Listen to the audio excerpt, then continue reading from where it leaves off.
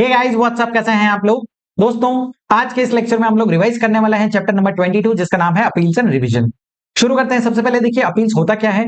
तो जब भी किसी व्यक्ति को एडजुडिकेशन ऑर्डर या डिसीजन मिलता है और अगर वो उस ऑर्डर से संतुष्ट नहीं है, वो अगर अग्रीव्ड है, उस केस में वो हायर अथॉरिटी के पास जाकर के अपील फाइल कर सकता है। तो ये एक तरह का टाइमली रिसोर्ट है for review by a higher authority, जहां पर अग्रीव्ड पार्टी जो है वो रिक्वेस्ट करता है formal change to an existing decision. Clear है। चलिए अब इस चैप्टर को शुरू करने से पहले कौन कौन सी अथॉरिटीज होती है वो पहले देख लेते हैं। ठीक है। तो देखिए यहां पर जीएसटी के अंदर जो है सबसे ऊपर आता है आपका कमिश्नर। ठीक है। उसके नीचे के ऑफिसर्स रहते हैं आपका एडिशनल कमिश्नर हो गया एंड जॉइंट कमिश्नर। देन उसके बाद आते हैं deputy commissioner and assistant commissioner and last में जो है आपके यहाँ पर सुपरिटेंडेंट यहाँ पर आते हैं। तो ये अथॉरिटीज यहाँ पर रहती है। अब अपील जो है वो एप्लीकेंट भी फाइल कर सकता है, जो असेसी है वो भी फाइल कर सकता है और डिपार्टमेंट भी यहाँ पर जो है अपील फाइल कर सकता है।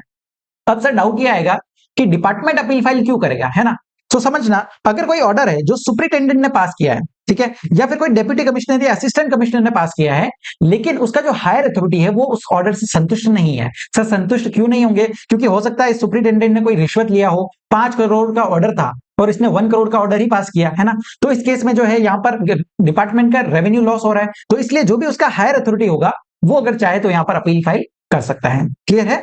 चलिए अब कहां कौन कौन से लेवल्स रहने वाले हैं। सो देखो, सबसे पहला फर्स्ट लेवल ऑफ अपील बोला जाता है अपीलेट अथॉरिटी को। ठीक है, ये हमारा फर्स्ट लेवल ऑफ अपील होता है। अगर आप इस अथॉरिटी के डिसीजन से संतुष्ट नहीं हो, उस केस में आपको जो है अपीलेट ट्रिब्यूनल के पास अपील फाइल करना रहता है। और अगर कोई व्यक्ति अपीलेट ट्रिब्यूनल के डिसीजन से भी संतुष्ट नहीं है, उसके बाद वो हाई कोर्ट के पास जाएगा एंड देन जो है वो यहाँ पर फाइनली सुप्रीम कोर्ट के पास जाएगा। तो सुप्रीम कोर्ट जो है वो सबसे ऊपर का लेवल है, इससे ऊपर कोई अथॉरिटी यहां पर नहीं रहेगी। सो जो ऑर्डर सुप्रीम कोर्ट ने दे दिया वो यहां पर फाइनल एंड बाइंडिंग यहां पर हो जाएगा। क्लियर है। चलिए सर, अब नेक्स्ट चीज, ये जो अपीलेट ट्रिब्यूनल है इसको जीएसटी एटी भी बोलते हैं। ठीक है। सो इसके 2 बेंचेस होते हैं, एक होता है प्रिंसिपल बेंच और एक होता है स्टेट बेंच। अब कोई भी ऑर्डर अगर स्टेट बेंच ने पास किया है और आप अगर उससे संतुष्ट नहीं हो तो आप सीधा हाई कोर्ट के पास जा सकते हो। लेकिन अगर कोई भी ऑर्डर जो है वो प्रिंसिपल बेंच ने पास किया है, उस केस में आप जो है सीधा यहां से सुप्रीम कोर्ट के पास ही जा सकते हो। क्लियर है। उस केस में हाई कोर्ट के पास जाना नहीं रहेगा। क्लियर हो आपको। तो ये प्रोविजन आगे चल करके हम और अच्छे से डिटेल में पढ़ेंगे, बट जस्ट मैंने आपको यहां पर जो है ओवरव्यू दे दिया। क्लियर है। चलिए अब आ जाते हैं चैप्टर पे। सबसे पहला सेक्शन दिया हुआ है सेक्शन नंबर 107, बात करता है अपील टू अपीलेट अथॉरिटी। अब अपील जो है एप्लीकेंट भी फाइल कर सकता है और डिपार्टमेंट भी फाइल कर सकता है। तो दोनों का 1 बाय 1 केसेस देखेंगे, क्या प्रोसेस रहने वाला है। सबसे पहले बात करते हैं अपील बाय अग्रीव्ड पर्सन। ठीक है, जो टैक्स पेयर है। अगर कोई व्यक्ति किसी ऑर्डर या डिसीजन से अग्रीव्ड है, ठीक है, तो 2 कंडीशन यहां पर ध्यान रखना। पहला, व्यक्ति जो है वो अग्रीव्ड होना चाहिए और दूसरा, जो भी अपील फाइल कर रहे हो वो किसी ना किसी ऑर्डर या डिसीजन के अगेंस्ट ही फाइल कर सकते हो। तो आपके पास कोई ना कोई ऑर्डर होना चाहिए एडजुडिकेशन अथॉरिटी का। ठीक है। चलिए अब अपील जो है कितने टाइम पीरियड में फाइल करना है। तो बोला है within a period of 3 months from the date of communication of such decision और ऑर्डर। जिस दिन आपको ऑर्डर मिला है वहां से 3 महीने के अंदर अंदर आपको जो है अपील फाइल करना रहेगा। यहां पर कंडोनेशन मिल जाएगा आपको 1 मंथ का, अगर सफिशिएंट रीजन है तो। ठीक है। और अपील फाइल करने का फॉर्म कौन सा रहेगा। सो फॉर्म दिया हुआ है जीएसटी एपीएल 01। ये फॉर्म आपको फाइल करना पड़ेगा along with the relevant documents electronically. और जब ये फॉर्म फाइल करोगे तभी इमीडिएटली जो है एक तरह का प्रोविजनल एक्नोलॉजमेंट आपको मिल जाएगा। क्लियर है। सो वर्ड याद रखना, यहां पर प्रोविजनल बोला है, ये फाइनल ऑर्डर नहीं है। इमीडिएटली आपको प्रोविजनल एक्नोलॉजमेंट यहां पर मिल जाएगा। नेक्स्ट चीज, जब भी अपील फाइल कर रहे हो तो आपको यहां पर प्री डिपॉजिट देना पड़ेगा। प्री डिपॉजिट का जो कॉन्सेप्ट है वो इस चैप्टर के अंदर बहुत ज्यादा इंपॉर्टेंट रहने वाला है। ठीक है। और इस बार जो है इस कॉन्सेप्ट में अमेंडमेंट भी दिए हुए हैं, तो आपको बहुत अच्छे से इसको कवर करना है। जब भी आप अपील फाइल कर रहे हो अपीलेट अथॉरिटी के पास, तो आपको जो है फुल अमाउंट पे करना पड़ेगा of tax, interest, fine, fee, penalty arising from the impugned order as is admitted by him. जितना आप एडमिट कर रहे हो, ठीक है, उतना तो आप पूरे ही अमाउंट पे कर दो, टैक्स, इंटरेस्ट, पेनल्टी। नेक्स्ट चीज, एंड बोला है यहां पर, साथ में उसके साथ क्या पे करना है, और a sum equal to 10% of the remaining amount of tax in dispute. ठीक है। सो जितना आपका टैक्स इन डिस्प्यूट है, जितना आप एग्री नहीं कर रहे हो, उसका 10% आपको यहां पर पे करना रहेगा। अब चीज ध्यान रखना कि जब हम जो अमाउंट हम एडमिट कर रहे हैं उस केस में तो आपको पूरा अमाउंट पे करना है, चाहे वो टैक्स हो, इंटरेस्ट हो, पेनल्टी हो, सारी चीजें आपको पे करनी रहेगी। लेकिन जो अमाउंट आप एडमिट नहीं कर रहे हो उसके लिए सिर्फ और सिर्फ आपको टैक्स का अमाउंट ही पे करना रहेगा, वो भी कितना, 10% का। तो ये आपका प्री डिपॉजिट रहेगा। लेकिन इसका मैक्सिमम कितना बोला है, maximum of rupees 20 crore rupees. और अगर आईजीएसटी की बात करें तो यहां पर 40 करोड़ रुपीज का यहां पर लिमिट दिया हुआ है। क्लियर है। अब इसको भी एक एग्जांपल से समझते हैं। मान लीजिए आपको एक ऑर्डर मिला है 1 करोड़ रुपीज का, ठीक है, जिसमें टैक्स का अमाउंट था आपका 70 लाख का, देन इंटरेस्ट का अमाउंट था 20 लाख का, एंड आपका पेनल्टी यहां पर दिया हुआ था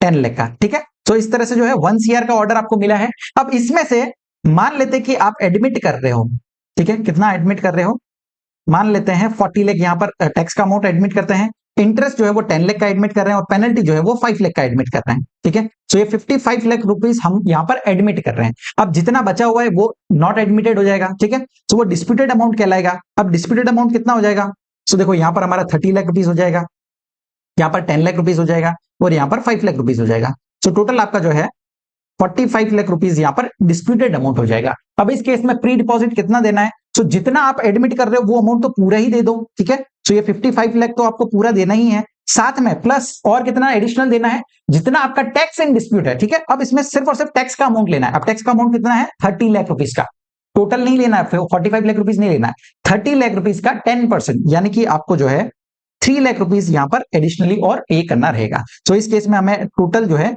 58 लाख का प्री डिपॉजिट आपको देना रहेगा। क्लियर हुआ आपको?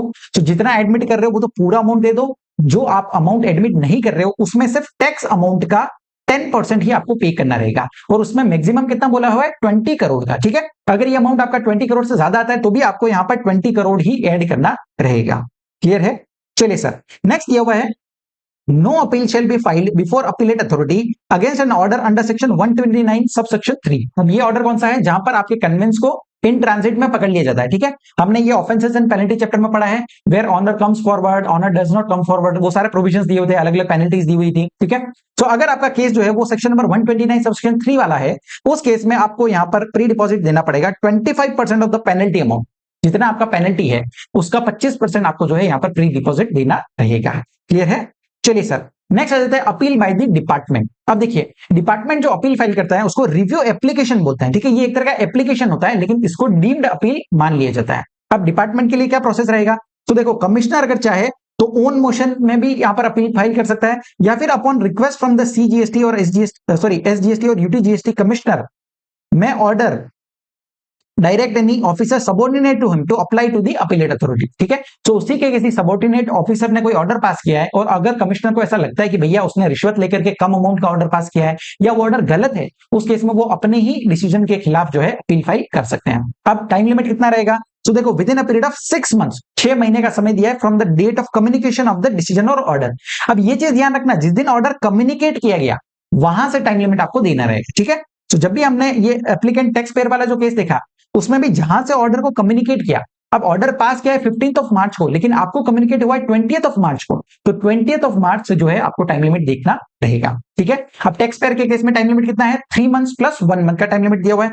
एंड डिपार्टमेंट के लिए जो है यहाँ पर 6 मंथ्स का टाइम लिमिट रहेगा, और इसके केस में कंडोनेशन मिल जाएगा 1 मंथ का, अगर सफिशिएंट रीजन है तो।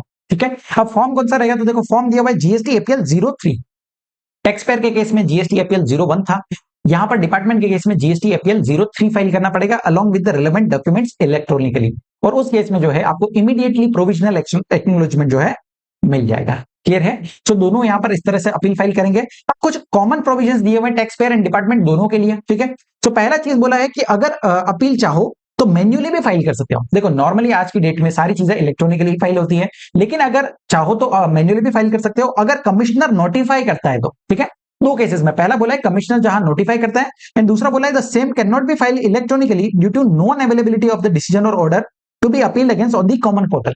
मतलब जिस ऑर्डर या डिसीजन के अगेंस्ट आप अपील फाइल कर रहे हो ना, वो यहां पर कॉमन पोर्टल पे शो ही नहीं हो रहा है, वो अवेलेबल ही नहीं है। उस केस में आप जो है मैन्युअली अपील फाइल कर सकते हो, और जब भी आप अपील फाइल करोगे उसी समय इमीडिएटली आपको एक प्रोविजनल एक्नॉलेजमेंट दे दिया जाएगा। क्लियर है?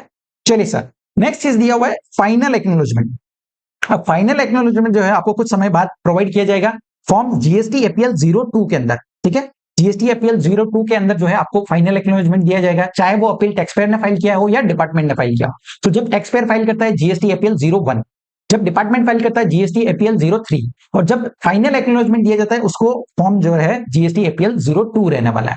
ठीक है, अब अपील जो है वो तभी फाइल्ड मानी जाएगी जब आपको फाइनल एक्नॉलेजमेंट रिसीव हो जाता है।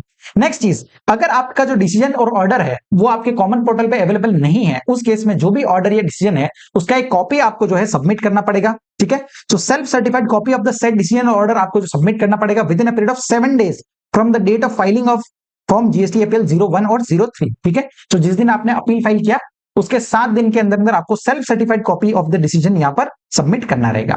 अब अगर आप 7 डेज के अंदर अंदर अपील सॉरी ये जो कॉपी है वो फाइल कर देते हो, उस केस में आपका डेट ऑफ फाइलिंग अपील क्या रहेगा, जिस दिन प्रोविजनल एक्नोलॉजमेंट मिला वही आपका डेट ऑफ फाइलिंग अपील कहलाएगा। एंड नेक्स्ट चीज, अगर आप वो 7 डेज में फाइल नहीं करते हो तो जिस दिन आपने वो कॉपी सबमिट किया उस डेट से आपको जो है appeal date of filing appeal माना जाएगा। क्लियर है? चलिए sir, next is the appeal shall be treated as filed only when the final acknowledgement is issued. जब आपको जीएसटी एपीएल 02 के अंदर फाइनल एक्नॉलेजमेंट मिलेगा तभी वो फाइनल माना जाएगा। अब next is appeal process to be followed by appellate authority, ठीक है। तो अब देखो आपने अपील फाइल कर दिया, अब अपीलेट अथॉरिटी का क्या प्रोसेस रहने वाला है। तो सबसे पहले देखो अपीलेट अथॉरिटी जो है वो प्रिंसिपल ऑफ नेचुरल जस्टिस यहाँ पर फॉलो करेगा, अप्लीकेंट की बात को सुनेगा, अगर उसको जरूरी लगता है तो यहाँ पर एडजमेंट भी देगा, लेकिन मैक्सिमम कितने एडजमेंट हो सकते हैं, 3 टाइम्स यहाँ पर एडजमेंट दिए जा सकते हैं। नेक्स्ट चीज, परमिट करेगा एडिशनल ग्राउंड्स ऑफ अपील, अगर रीजनेबल लगता है तो वो एडिशनल ग्राउंड्स भी यहाँ पर परमिट कर देगा। उसके बाद जो है अपीलेट अथॉरिटी अपना डिसीजन सुनाएगी। अब डिसीजन जो है उस केस में वो कंफर्म कर सकती है जो ऑर्डर पहले दिया हुआ था, एडजुडिकेटिंग अथॉरिटी का जो ऑर्डर था उसी को अपीलेट अथॉरिटी जो है कंफर्म कर सकती है, या फिर उसमें कुछ मॉडिफाई कर सकती है, या फिर अनल कर सकती है, मतलब उसको पूरी तरह से खारिज कर सकती है, ठीक है। तो जो भी ऑर्डर या डिसीजन है उनको ये सारी चीजें कर सकती है। बट एक चीज जो है वो कभी भी रेफर बैक नहीं कर सकते केस को एडजुडिकेटिंग अथॉरिटी के पास, ठीक है, क्योंकि देखो appellate authority first level of appeal होता है, वो कभी भी केस को रेफर बैक नहीं कर सकता है पुरानी अथॉरिटी के पास। क्लियर है? उनके पास कोई केस आया है तो उनको ऑर्डर सुनाना ही पड़ेगा। क्लियर है? चलिए सर, नेक्स्ट बोला है the appellate authority can also increase the rigour of the order, ठीक है। अगर मान लीजिए आपका कोई 1 करोड़ का ऑर्डर था, उसके खिलाफ में जो है आप अपील में गए हो, अब अगर अपीलेट अथॉरिटी को लगता है तो वो 1 करोड़ के अमाउंट को बढ़ा भी सकते हैं, इंक्रीज भी कर सकते हैं, देख, ठीक है। तो वो चीज भी यहाँ पर पॉसिबल है। लेकिन अगर ऐसा कोई भी एडवर्स डिसीजन लेते हैं तो उस केस में एक अपॉर्चुनिटी ऑफ बीइंग हर्ड दिया जाएगा जो भी एप्लीकेंट है उसको। क्लियर है? नेक्स्ट चीज यहाँ पर दिया हुआ है टाइम लिमिट। अब देखो उनको ऑर्डर कितने टाइम लिमिट में पास करना है, तो एक एडवाइजरी टाइम लिमिट दिया हुआ है, ठीक है। एडवाइजरी टाइम लिमिट दिया है 1 ईयर का from the date of filing, ठीक है। और अगर कुछ स्टे वगैरह लगाया गया कोर्ट या ट्रिब्यूनल के द्वारा तो उस केस में वो स्टे का पीरियड आपको इस टाइम पीरियड में एक्सक्लूड करना रहेगा। नेक्स्ट चीज, जो भी ऑर्डर होगा वो स्पीकिंग ऑर्डर यहां पर रहेगा। अब स्पीकिंग ऑर्डर क्या होता है, सो जो ऑर्डर के अंदर सिर्फ और सिर्फ कंक्लूजन ही नहीं होता, साथ में रीजंस भी होते हैं कि भैया ये रीजंस थे, इनकी वजह से हमने ये ऑर्डर पास किया गया, ठीक है। सो वो एक्सप्लेनेशन भी यहां पर रहता है। नेक्स्ट चीज, जो भी ऑर्डर पास किया जाता है उसको कम्युनिकेट करेंगे, किन किन को करेंगे, पहला जो अपीलेंट है उसको, दूसरा जो रेस्पोंडेंट है। अब रेस्पोंडेंट कौन होगा, अगर जो है टैक्स पेयर ने अपील फाइल किया है तो डिपार्टमेंट यहाँ पर रेस्पोंडेंट होने वाला है, और अगर डिपार्टमेंट ने अपील फाइल किया तो एप्लीकेंट जो है जो टैक्स पेयर है वो यहाँ पर रेस्पोंडेंट होने वाला है। एंड थर्ड जो है वो एडजुडिकेटिंग अथॉरिटी, जिसके ऑर्डर को चैलेंज किया गया, इन तीनों लोगों को जो है कम्युनिकेट किया जाएगा। नेक्स्ट चीज, अब अपीलेट अथॉरिटी के ऑफिसर्स कौन कौन सा होने वाले हैं, तो देखो जैसा हमने ऑफिसर्स का हायरार्की यहाँ पर देखा, ठीक है, तो जो भी हायर अथॉरिटी रहेगा वही उनके ऑर्डर को रिव्यू करेगा। जैसे कि अगर आपका ऑर्डर पास किया गया डिप्टी कमिश्नर या असिस्टेंट कमिश्नर या फिर सुपरिटेंडेंट के द्वारा, तो इनका हायर अथॉरिटी कौन रहता है, जो भी ज्वाइंट कमिश्नर हो गया या जो आपका एडिशनल कमिश्नर होता है वो यहाँ पर आपकी फाइल अपील को जो है रिव्यू करेंगे। नेक्स्ट चीज, अगर कोई भी ऑर्डर या डिसीजन पास किया गया है एडिशनल कमिश्नर या ज्वाइंट कमिश्नर के द्वारा, तो उस केस में उनका जो हायर अथॉरिटी जो कमिश्नर अपील्स है वो आपका अपीलेट अथॉरिटी रहने वाला है। क्लियर है? चलिए सर, नेक्स्ट दिया हुआ है विड्रॉल ऑफ अपील। अब देखिए अगर कोई टैक्स पेयर ने कोई अपील फाइल किया और बाद में चल करके उसको लगता है कि यार मुझे अपील फाइल नहीं करना, मुझे इस झंझट में नहीं पड़ना, मुझे विड्रॉ करना है, ठीक है, या फिर उसको ऐसा लगता है कि भैया मैंने जो ड्राफ्टिंग किया है अपील का वो बराबर से नहीं, तो मेरे को इस अपील को विड्रॉ करना है और फिर मैं एक फ्रेश अपील यहां पर फाइल करना चाहता हूं। अब इस केस में क्या वो विड्रॉ कर सकता है? बिल्कुल कर सकता है, ठीक है। लेकिन इस चीज में एक चीज आपको ध्यान रखना है कि अगर आपके पास जो है प्रोविजनल एक्नॉलेजमेंट है उस केस में तो आप इस अपील को विड्रॉ कर सकते हो। लेकिन अगर आपको फाइनल एक्नॉलेजमेंट मिल गया है जीएसटी एपीएल 02 के अंदर, तो उस केस में जो है आपको परमिशन लेना पड़ेगा, ठीक है। So subject to the approval of the appellate authority, appellate authority का आपको अप्रूवल लेना पड़ेगा। In such application for withdrawal of appeal shall be decided by the appellate authority within 7 days from the date of filing such application. So जिस दिन आप withdrawal का application file करोगे वहां से 7 दिन के अंदर अंदर वो अप्रूव करेंगे, यानी उसके बाद जो है आप विड्रॉ यहां पर कर सकते हो। क्लियर है? नेक्स्ट चीज, अगर आपने कोई भी फ्रेश अपील फाइल किया उसके बाद में, तो उसके लिए आपको टाइम पीरियड वही रहेगा जो हमने पहले देखा। क्लियर है? तो वही टाइम लिमिट यहां पर फॉलो रहेगा। याद रखने वाली चीजें क्या है, अगर नॉर्मल केस में विड्रॉ करना है तो आप विड्रॉ कर सकते हो, लेकिन अगर एक बार आपको फाइनल जो है फाइनल एक्नॉलेजमेंट मिल गया है उस केस में आपको अप्रूवल लेना पड़ेगा, आपको फाइल करना पड़ेगा एप्लीकेशन, और 7 days के अंदर अंदर अपीलेट अथॉरिटी आपको यहां पर अप्रूव कर देगा। क्लियर है? चलिए सर, नेक्स्ट आ जाते हैं powers of revisional authority, section number 108। अब देखिए डिपार्टमेंट के लिए यहां पर ये एक ऑप्शन और दिया हुआ है, ठीक है। रिविजनल अथॉरिटी के पास कभी भी टैक्स पेयर नहीं जा सकता, सिर्फ और सिर्फ डिपार्टमेंट के लिए जो है यहां पर ये सेक्शन दिया हुआ है। तो जब भी रिविजनल अथॉरिटी को ऐसा लगता है, ठीक है, द रिविजनल अथॉरिटी में ऑन हिज ओन मोशन और upon information received by him और ऑन रिक्वेस्ट फ्रॉम एसजीएसटी और यूटीजीएसटी कमिश्नर, अगर उसको ऐसा लगता है कि मेरे जो भी सबऑर्डिनेट ऑफिसर ने जो ऑर्डर पास किया है वो गलत है, वो एरोनियस है, उस केस में वो यहां पर उस ऑर्डर को यहां पर चैलेंज कर सकता है, ठीक है। नेक्स्ट चीज, अगर रिविजनल अथॉरिटी को ऐसा लगता है कि जो ऑर्डर पास किया गया है सबऑर्डिनेट ऑफिसर के द्वारा वो इरोनियस है in so far as it is prejudicial to the interest of revenue, मतलब देखिए ऑफिसर ने जो है पैसा खा लिया है, रिश्वत लिया है और उस वजह से कम अमाउंट का अगर ऑर्डर पास किया है तो उस केस में वो रेवेन्यू का लॉस हो रहा है डिपार्टमेंट का, तो वो उसको चैलेंज कर सकते हैं। नेक्स्ट चीज, अगर ऐसा लगता है कि भाई सबऑर्डिनेट ऑफिसर ने not taken into account material facts whether available at the time of issuance of the said order और नॉट। एंड थर्ड बोला है the order is in consequence of an observation by the C&AG, ठीक है। अगर C&AG के observation के द्वारा अगर वो ऑर्डर पास किया गया है उस केस में भी रिविजनल अथॉरिटी चाहे तो उस ऑर्डर को यहां पर स्टे लगा सकती है, stay the operation of such decision और order for such period as he may deems fit. Clear है। उसके बाद रिविजनल अथॉरिटी क्या करेगी, उस ऑर्डर को चेक करेंगे, वेरीफाई करेंगे और उसके बाद अपना खुद का ऑर्डर यहां पर पास करेंगे। अब उसमें वो इनहेंस भी कर सकते हैं, ठीक है, जो भी अमाउंट दिया हुआ है डिमांड के अमाउंट को इनहेंस कर सकते हैं या फिर मॉडिफाई कर सकते हैं या फिर एनल कर सकते हैं, मतलब जो भी डिसीजन ऑर्डर है उसको पूरी तरह से खारिज भी यहां पर कर सकते हैं। अब अगर रिविजनल अथॉरिटी का कोई भी ऐसा डिसीजन है जो एडवर्सली अफेक्ट करता है टैक्स पेयर को, उस केस में एक reasonable opportunity of being heard दिया जाएगा एंड उसके बाद ही ऑर्डर पास किया जाएगा। क्लियर है। चलिए सर, नेक्स्ट पॉइंट यहां पर बहुत ज्यादा इंपॉर्टेंट है, ये बात करता है cases where revisional authority shall not exercise the power of revision. अब किन किन केसेस के अंदर रिविजनल अथॉरिटी जो है वो रिवीजन नहीं कर सकते हैं। सो चार केसेस यहां पर दिया हुआ है, वन बाय वन समझना। पहला बोला है if the order sought to be revised has been subject to an appeal before the appellate authority और ट्रिब्यूनल और हाई कोर्ट और सुप्रीम कोर्ट। मतलब देखिए जिस ऑर्डर को आप रिवीजन करना चाहते हो वो ऑर्डर ऑलरेडी अपील में है, ठीक है, तो उस ऑर्डर को आप कभी भी रिवीजन में नहीं ले जा सकते हैं। लेकिन समझना, इसको एक एग्जांपल से समझेंगे तो आपको और अच्छे से समझ में आएगा। मान लीजिए मेरा कोई ऑर्डर पास किया गया था जिसमें 5 पॉइंट्स थे, 1 2 3 4 5 इश्यूज, 5 इश्यूज थे, उसके बाद जो है डिमांड निकाला गया था। अब मान लेते हैं कि यहां पर जो है मैं उन 5 में से एक इशू पे जो है संतुष्ट नहीं हूं, ठीक है, मान लीजिए थर्ड वाले पॉइंट पे मैं संतुष्ट नहीं हूं, तो इस केस में मैं यहां पर अपील फाइल करता हूं, ठीक है। इस केस में पॉइंट नंबर 3 के लिए मैं अपील फाइल कर रहा हूं। तो अब इस केस में अगर आपका मैटर अपील में चल रहा है तो ये पॉइंट नंबर 3 पे तो आप कभी भी रिवीजन कर ही नहीं सकते हैं, ठीक है, क्योंकि उसका अपील चल रहा है। लेकिन ये जो दूसरे मैटर्स हैं, ये पॉइंट नंबर 4 हो गया, 5 हो गया, 1 हो गया, 2 हो गया, इनके लिए आप रिवीजन में जा सकते हो, ठीक है, रिवीजन किया जा सकता है। लेकिन वो कब तक किया जाएगा, सो देखो टाइम लिमिट यहां पर दिया हुआ है, the revisional authority may still pass an order on any points which have not been raised, ठीक है, जिसको रेज नहीं किया या decided in appeal before the appellate authority or tribunal, high court or supreme court before the expiry of a period of 1 year from the date of order of such appeal, ठीक है, और बोला है 3 years from the date of initial order।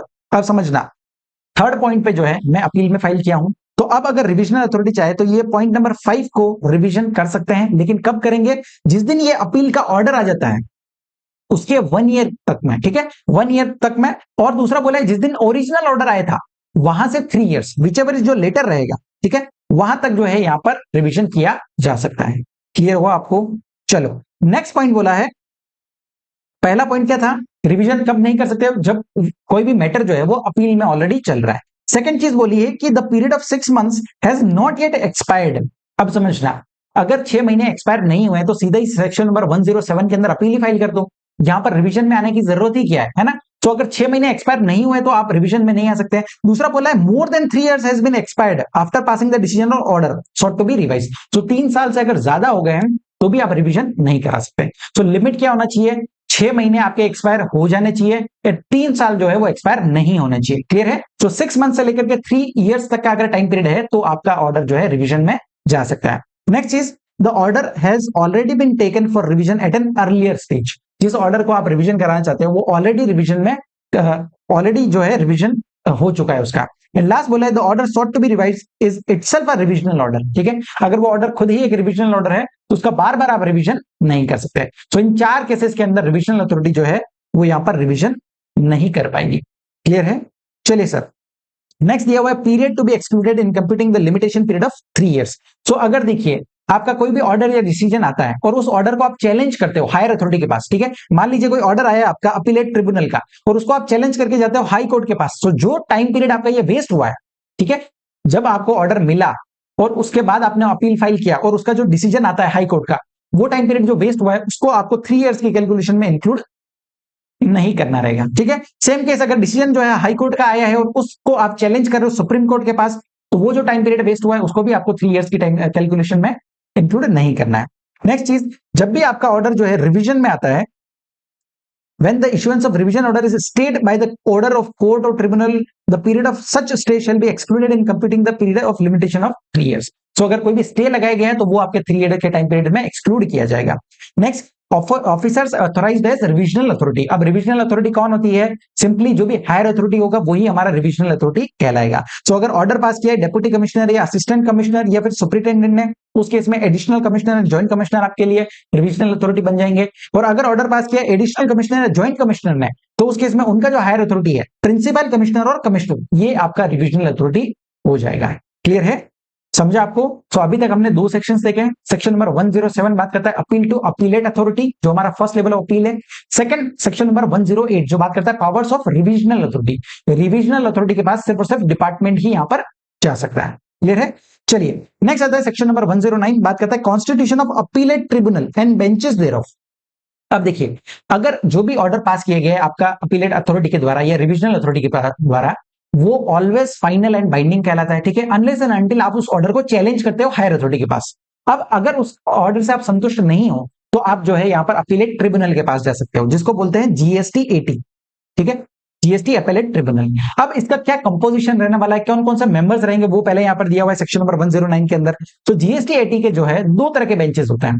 पहला है principal bench and second दिया हुआ है स्टेट बेंच। अब प्रिंसिपल बेंच के अंदर 4 लोग रहने वाले हैं। पहला आपका प्रेसिडेंट हो गया, देन जुडिशियल मेंबर होता है, फिर एक मेंबर टेक्निकल मेंबर रहता है सेंटर का, और एक टेक्निकल मेंबर रहता है स्टेट का। सो ये 4 लोग यहां पर रहते हैं प्रिंसिपल बेंच के अंदर। और स्टेट बेंच की अगर बात करें तो 2 जुडिशियल मेंबर रहते हैं और एक टेक्निकल मेंबर सेंटर का रहता है और एक टेक्निकल मेंबर स्टेट का रहता है। क्लियर है? अब सर ये 2 बेंचेस अलग अलग क्यों बनाई है? सो नॉर्मली आपका कोई भी मैटर है तो वो स्टेट बेंच यहां पर हियर करता है, लेकिन आप जिस मैटर को लेकर के अपील में गए हो, ठीक है, मान लीजिए मैंने यहां पर 5 पॉइंट्स यहां पर थे, ठीक है, 1 2 3 4 5 मैटर्स थे। अब 5 में से अगर कोई भी एक भी इशू मेरा प्लेस ऑफ सप्लाई से रिलेटेड है, उस केस में आपको मैटर जो है वो प्रिंसिपल बेंच के पास ही यहां पर दिया जाएगा, ठीक है, और उस केस में प्रिंसिपल बेंच ही ऑर्डर यहां पर सुनाएंगे। नेक्स्ट चीज, जो भी ऑर्डर प्रिंसिपल बेंच के द्वारा सुनाई जाता है उसको अगर आपको चैलेंज करना है तो वो सीधा आप सुप्रीम कोर्ट के पास ही जाना रहेगा, ठीक है, हाई कोर्ट के पास आप नहीं जा सकते। लेकिन अगर कोई डिसीजन स्टेट बेंच ने सुनाया है और अगर आप उससे संतुष्ट नहीं हो तो उस केस में आप हायर अथॉरिटी आपके लिए हाई कोर्ट यहां पर हो जाएगा। और अगर हाई कोर्ट के ऑर्डर से भी संतुष्ट नहीं हो उस केस में आपको सुप्रीम कोर्ट के पास जाना रहेगा। क्लियर है? चलिए सर, अब ये प्लेस ऑफ सप्लाई का मैटर प्रिंसिपल बेंच को क्यों दिया, रीजन क्या है समझना। अगर ये जो प्लेस का सप्लाई का जो मैटर है अगर वो स्टेट बेंच को दे देंगे कि भैया आप डिसीजन सुनाओ, तो हर स्टेट चाहेगी कि प्लेस ऑफ सप्लाई हमारे स्टेट में फॉल करे ताकि हमें रेवेन्यू मिलेगा, है ना। तो वो बायस्ड हो जाएंगे, इसलिए बोल दिया कि यार प्लेस ऑफ सप्लाई का अगर कोई मैटर है तो सीधा ही उसको प्रिंसिपल बेंच ही हियर करेगा। क्लियर हुआ? चलो नेक्स्ट बोला है further matters refer to in section number 171 subsection 2, ठीक है, ये बात करता है एंटी प्रॉफिटेरिंग मेजर्स वाला पॉइंट, ठीक है। तो उसके मैटर जो रहेंगे वो भी एग्जामिन किए जाएंगे by the principal bench only. ठीक है, अब इसके अंदर कौन सा मैटर्स दिए हुए थे, देखो सेक्शन नंबर 171 सबसेक्शन 2 बात करता है कि अगर आपको कोई भी बेनिफिट मिला है गवर्नमेंट के द्वारा तो वो बेनिफिट आपको कस्टमर को पास ऑन करना रहेगा। अब इसको भी एक एग्जांपल से समझते हैं। मान लीजिए मैं कोई प्रोडक्ट सेल करता हूं जिसका प्राइस है 1000 रुपीज, अब उस पर जीएसटी का रेट था 18% का। तो जीएसटी लगाने के बाद 1180 में मैं वो प्रोडक्ट को कस्टमर को सेल करता था। अब आगे चल करके गवर्नमेंट ने क्या किया, गवर्नमेंट ने जो है उस प्रोडक्ट की रेट यहां पर कम कर दी, ठीक है, 18% से 5% कर दिया। तो आप जीएसटी की रेट 5% कर दी तो मुझे ये कम जो रेट हुआ है तो वो फायदा मुझे कस्टमर तक पहुंचाना था। लेकिन मैंने क्या किया, अभी भी मैं जो है कस्टमर से 1180 रुपीज ही चार्ज कर रहा हूं, ठीक है, मैंने मेरे प्राइस में कोई चेंज नहीं किया, रेट गवर्नमेंट ने कम किया बट मैंने वो फायदा जो है वो कस्टमर तक पहुंचाया ही नहीं। इस केस में जो है यहाँ पर एंटी प्रॉफिटियरिंग अथॉरिटी वो मैटर को देखती है और उसका जो भी मैटर रहेंगे वो यहाँ पर प्रिंसिपल बेंच के द्वारा ही सुने जाएंगे। क्लियर है?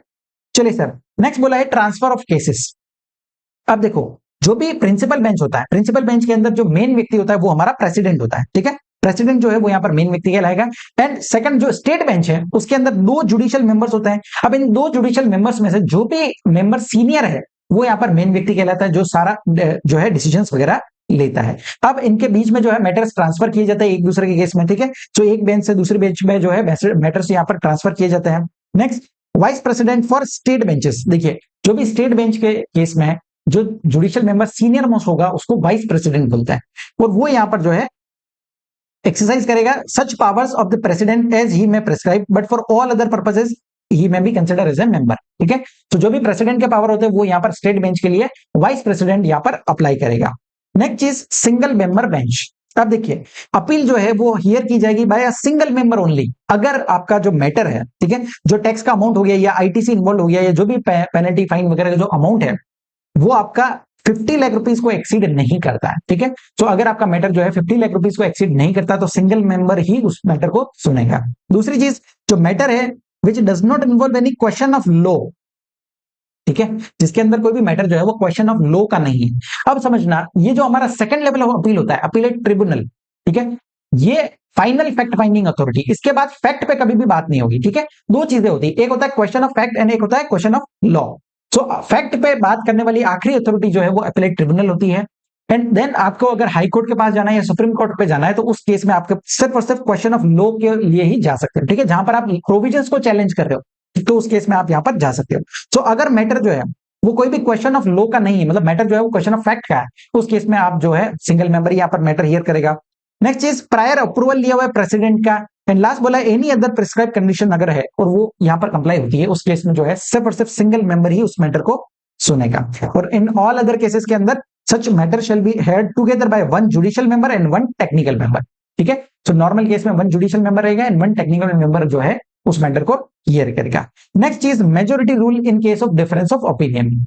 अब देखिए, अगर मेंबर्स के बीच में डिफरेंस ऑफ ओपिनियन हो जाता है तो जो भी मेजोरिटी रूल जो है यहाँ पर लगाया जाएगा। अब दो सिनेरियोस यहाँ पर दिए हुए हैं। अगर अपील जो है वो ओरिजिनली हियर की गई है by members of state bench, अगर स्टेट बेंच के मेंबर्स ने हियर किया है तो उस केस में उसको दूसरे स्टेट बेंच को जो है एक मेंबर ने अगर वो मैटर सुना है तो दूसरे मेंबर को वो मैटर दे दिया जाएगा, और अगर कोई दूसरा मेंबर अवेलेबल नहीं है तो फिर दूसरे स्टेट बेंच जो होगी उसको वो मैटर ट्रांसफर कर दिया जाएगा, और उसके बाद जो है मेजोरिटी जो बोलेगी वो डिसीजन यहाँ पर फाइनल रहेगा। एंड सेम केस अगर प्रिंसिपल बेंच का कोई मैटर है, ठीक है, तो उसको अनदर मेंबर को दिया जाएगा ऑफ प्रिंसिपल बेंच, और अगर कोई अनदर मेंबर अवेलेबल नहीं है उस केस में जो है उसको दूसरे किसी स्टेट बेंच को यहाँ पर मैटर दे दिया जाएगा। एंड उसके बाद जो है मेजोरिटी ओपिनियन के हिसाब से आपको डिसीजन सुनाया जाएगा। नेक्स्ट चीज, transfer of members for administrative efficiency. अब समझना, जो भी प्रिंसिपल बेंच के मेंबर्स होते हैं या स्टेट बेंच के जो मेंबर्स होते हैं उनको समय समय से जो है यहाँ पर ट्रांसफर करते रहते हैं वो लोग। क्यों करते हैं ट्रांसफर सर? अगर एक ही मेंबर लंबे समय तक एक ऑफिस में काम करेगा तो वो यहाँ पर रिश्ते बना लेगा, वो रिलेशंस डेवलप कर लेगा, कनेक्शंस बन जाएंगे, तो फिर वो किसी को फेवर करने लग जाएगा, है ना। इसीलिए यहाँ पर बोला कि समय समय से जो है यहाँ पर मेंबर्स को ट्रांसफर कर दिया जाएगा, ताकि वो जब तक वो रिश्ते बनाए, कनेक्शन बनाए, तब तक उनका ट्रांसफर हो जाएगा। तो यहाँ पर जो है अनबायस्ड ओपिनियन यहाँ पर रहेगा उनका, और अच्छा डिसीजन वो लोग सुनाएंगे। नेक्स्ट चीज, अगर कोई टेक्निकल मेंबर है स्टेट का और उसका ट्रांसफर हो रहा है तो वो उसका ट्रांसफर जो है वो उसी स्टेट में होगा जिस स्टेट में वो ओरिजिनली था, ठीक है, उसी स्टेट के किसी और ब्रांच को ट्रांसफर कर दिया जाएगा। Next is defect in constitution do not render proceedings invalid. अब देखिए, हमने जो कंपोजिशन देखा कि भैया एक हमारा प्रिंसिपल होगा, जुडिशियल मेंबर होंगे, एक टेक्निकल मेंबर होगा सेंटर का, एक टेक्निकल मेंबर होगा स्टेट का। तो अगर इनके कंपोजिशन में कोई डिफेक्ट है, भैया कोई एक जुडिशियल मेंबर जो है वो है ही नहीं, अभी अवेलेबल ही नहीं है, उसका पोस्ट ही वैकेंट है, तो उनके कंपोजिशन से आपके ऑर्डर पे कोई भी फर्क नहीं पड़ता है। जो ऑर्डर सुनाया गया वो फाइनल बाइंडिंग ही यहाँ पर रहने वाला है। क्लियर है? चलिए सर, नेक्स्ट आता है सेक्शन नंबर 111, ठीक है। ये बात करता है प्रोसीजर्स बिफोर अपीलेट ट्रिब्यूनल। अब क्या प्रोसीजर रहने वाला है अपीलेट ट्रिब्यूनल का? तो देखो यहाँ पर जो है सिंपल चीजें दी हुई है। पहला, अपीलेट ट्रिब्यूनल जो है वो principle of natural justice follow करेगा। नेक्स्ट चीज, उसके पास सारे ही पावर्स होंगे जो सिविल कोड के होते हैं, under the code of civil procedures 1908 वाला सेक्शन में जो दिए हुए हैं वो, ठीक है। नेक्स्ट चीज बोला है जो भी प्रोसीडिंग्स होगी अपीलेट ट्रिब्यूनल की वो जुडिशियल प्रोसीडिंग्स जो है रहने वाली है। नेक्स्ट आते हैं सेक्शन नंबर 112, बात करता है अपील टू अपीलेट ट्रिब्यूनल। अब देखिए अपील का प्रोसेस क्या रहेगा, अगेन ये सेक्शन हमारे लिए इंपॉर्टेंट हो जाता है, ठीक है। अपील का प्रोसेस क्या रहेगा? अब जब हम फर्स्ट लेवल ऑफ अपील में गए थे, सेक्शन नंबर 107 बात करता है अपीलेट अथॉरिटी। यहां पर बात कर रहे हैं सेक्शन नंबर 112 बात करता है अपील टू अपीलेट ट्रिब्यूनल, ठीक है। तो जब ट्रिब्यूनल के पास जा रहे हो तो दोनों लोग जा सकते हैं, टैक्स पेयर भी जा सकता है और डिपार्टमेंट भी जा सकता है। पहला प्रोसेस देखते हैं, जहां पर कोई अग्रीड पर्सन है, टैक्स पेयर है, तो उसको अगर अपील फाइल करना है तो वो अपील फाइल कर सकता है against the decision of appellate authority. अब टाइम लिमिट कितना है, तो within a period of 3 months from the date of which order is communicated. जब ऑर्डर कम्युनिकेट किया गया उसके 3 महीने के अंदर आपको जो है अपील फाइल करना रहेगा। ये 3 मंथ्स का टाइम पीरियड के लिए कंडोनेशन मिल सकता है फॉर अनदर 3 मंथ्स अगर आपके पास सफिशिएंट रीजन है, ठीक है। सो ये टाइम पीरियड दिया हुआ है। और क्या बोला है, the date as may be notified by the government on the recommendation of the council for filing appeal before the appellate tribunal under this act whichever is later. So जो date notify की वो date ले लो, या फिर 3 months का time period, whichever जो letter रहेगा वो आपका टाइम लिमिट रहने वाला है। क्लियर है। अब समझना, जब हम अपील फाइल कर रहे थे अपीलेट अथॉरिटी के पास, तो टाइम लिमिट था 3 मंथ्स प्लस 1 मंथ, ये टैक्स पेयर के लिए टाइम लिमिट था। और डिपार्टमेंट के लिए 6 मंथ्स का टाइम लिमिट था प्लस 1 मंथ का कंडोनेशन। अब यहां पर जो है सेक्शन नंबर 112 के अंदर अगर आप अपील फाइल कर रहे हो ट्रिब्यूनल को, तो टाइम लिमिट दिया हुआ है 3 मंथ्स प्लस 3 मंथ का टैक्स पेयर के लिए, ठीक है। चलिए सर, नेक्स्ट अपील कौन से फॉर्म में फाइल किया जाएगा, फॉर्म नंबर जीएसटी एपीएल 05 के अंदर फाइल करेंगे along with the relevant documents. और ये अपील जो है इलेक्ट्रॉनिकली फाइल किया जाएगा। और जब आप अपील फाइल करोगे तो इमीडिएटली जो है आपको एक प्रोविजनल एक्नॉलेजमेंट प्रोवाइड कर दिया जाएगा, ठीक है। वर्ड क्या यूज किया है, प्रोविजनल, ये फाइनल नहीं है। नेक्स्ट चीज, अगर आप चाहो तो अपील जो है वो मैन्युअली भी फाइल कर सकते हैं, only if the registrar allows the same bye issuing a special और जनरल ऑर्डर, ठीक है। तो अगर अलाउ करते हैं तो मैन्युअली भी यहां पर फाइल किया जा सकता है।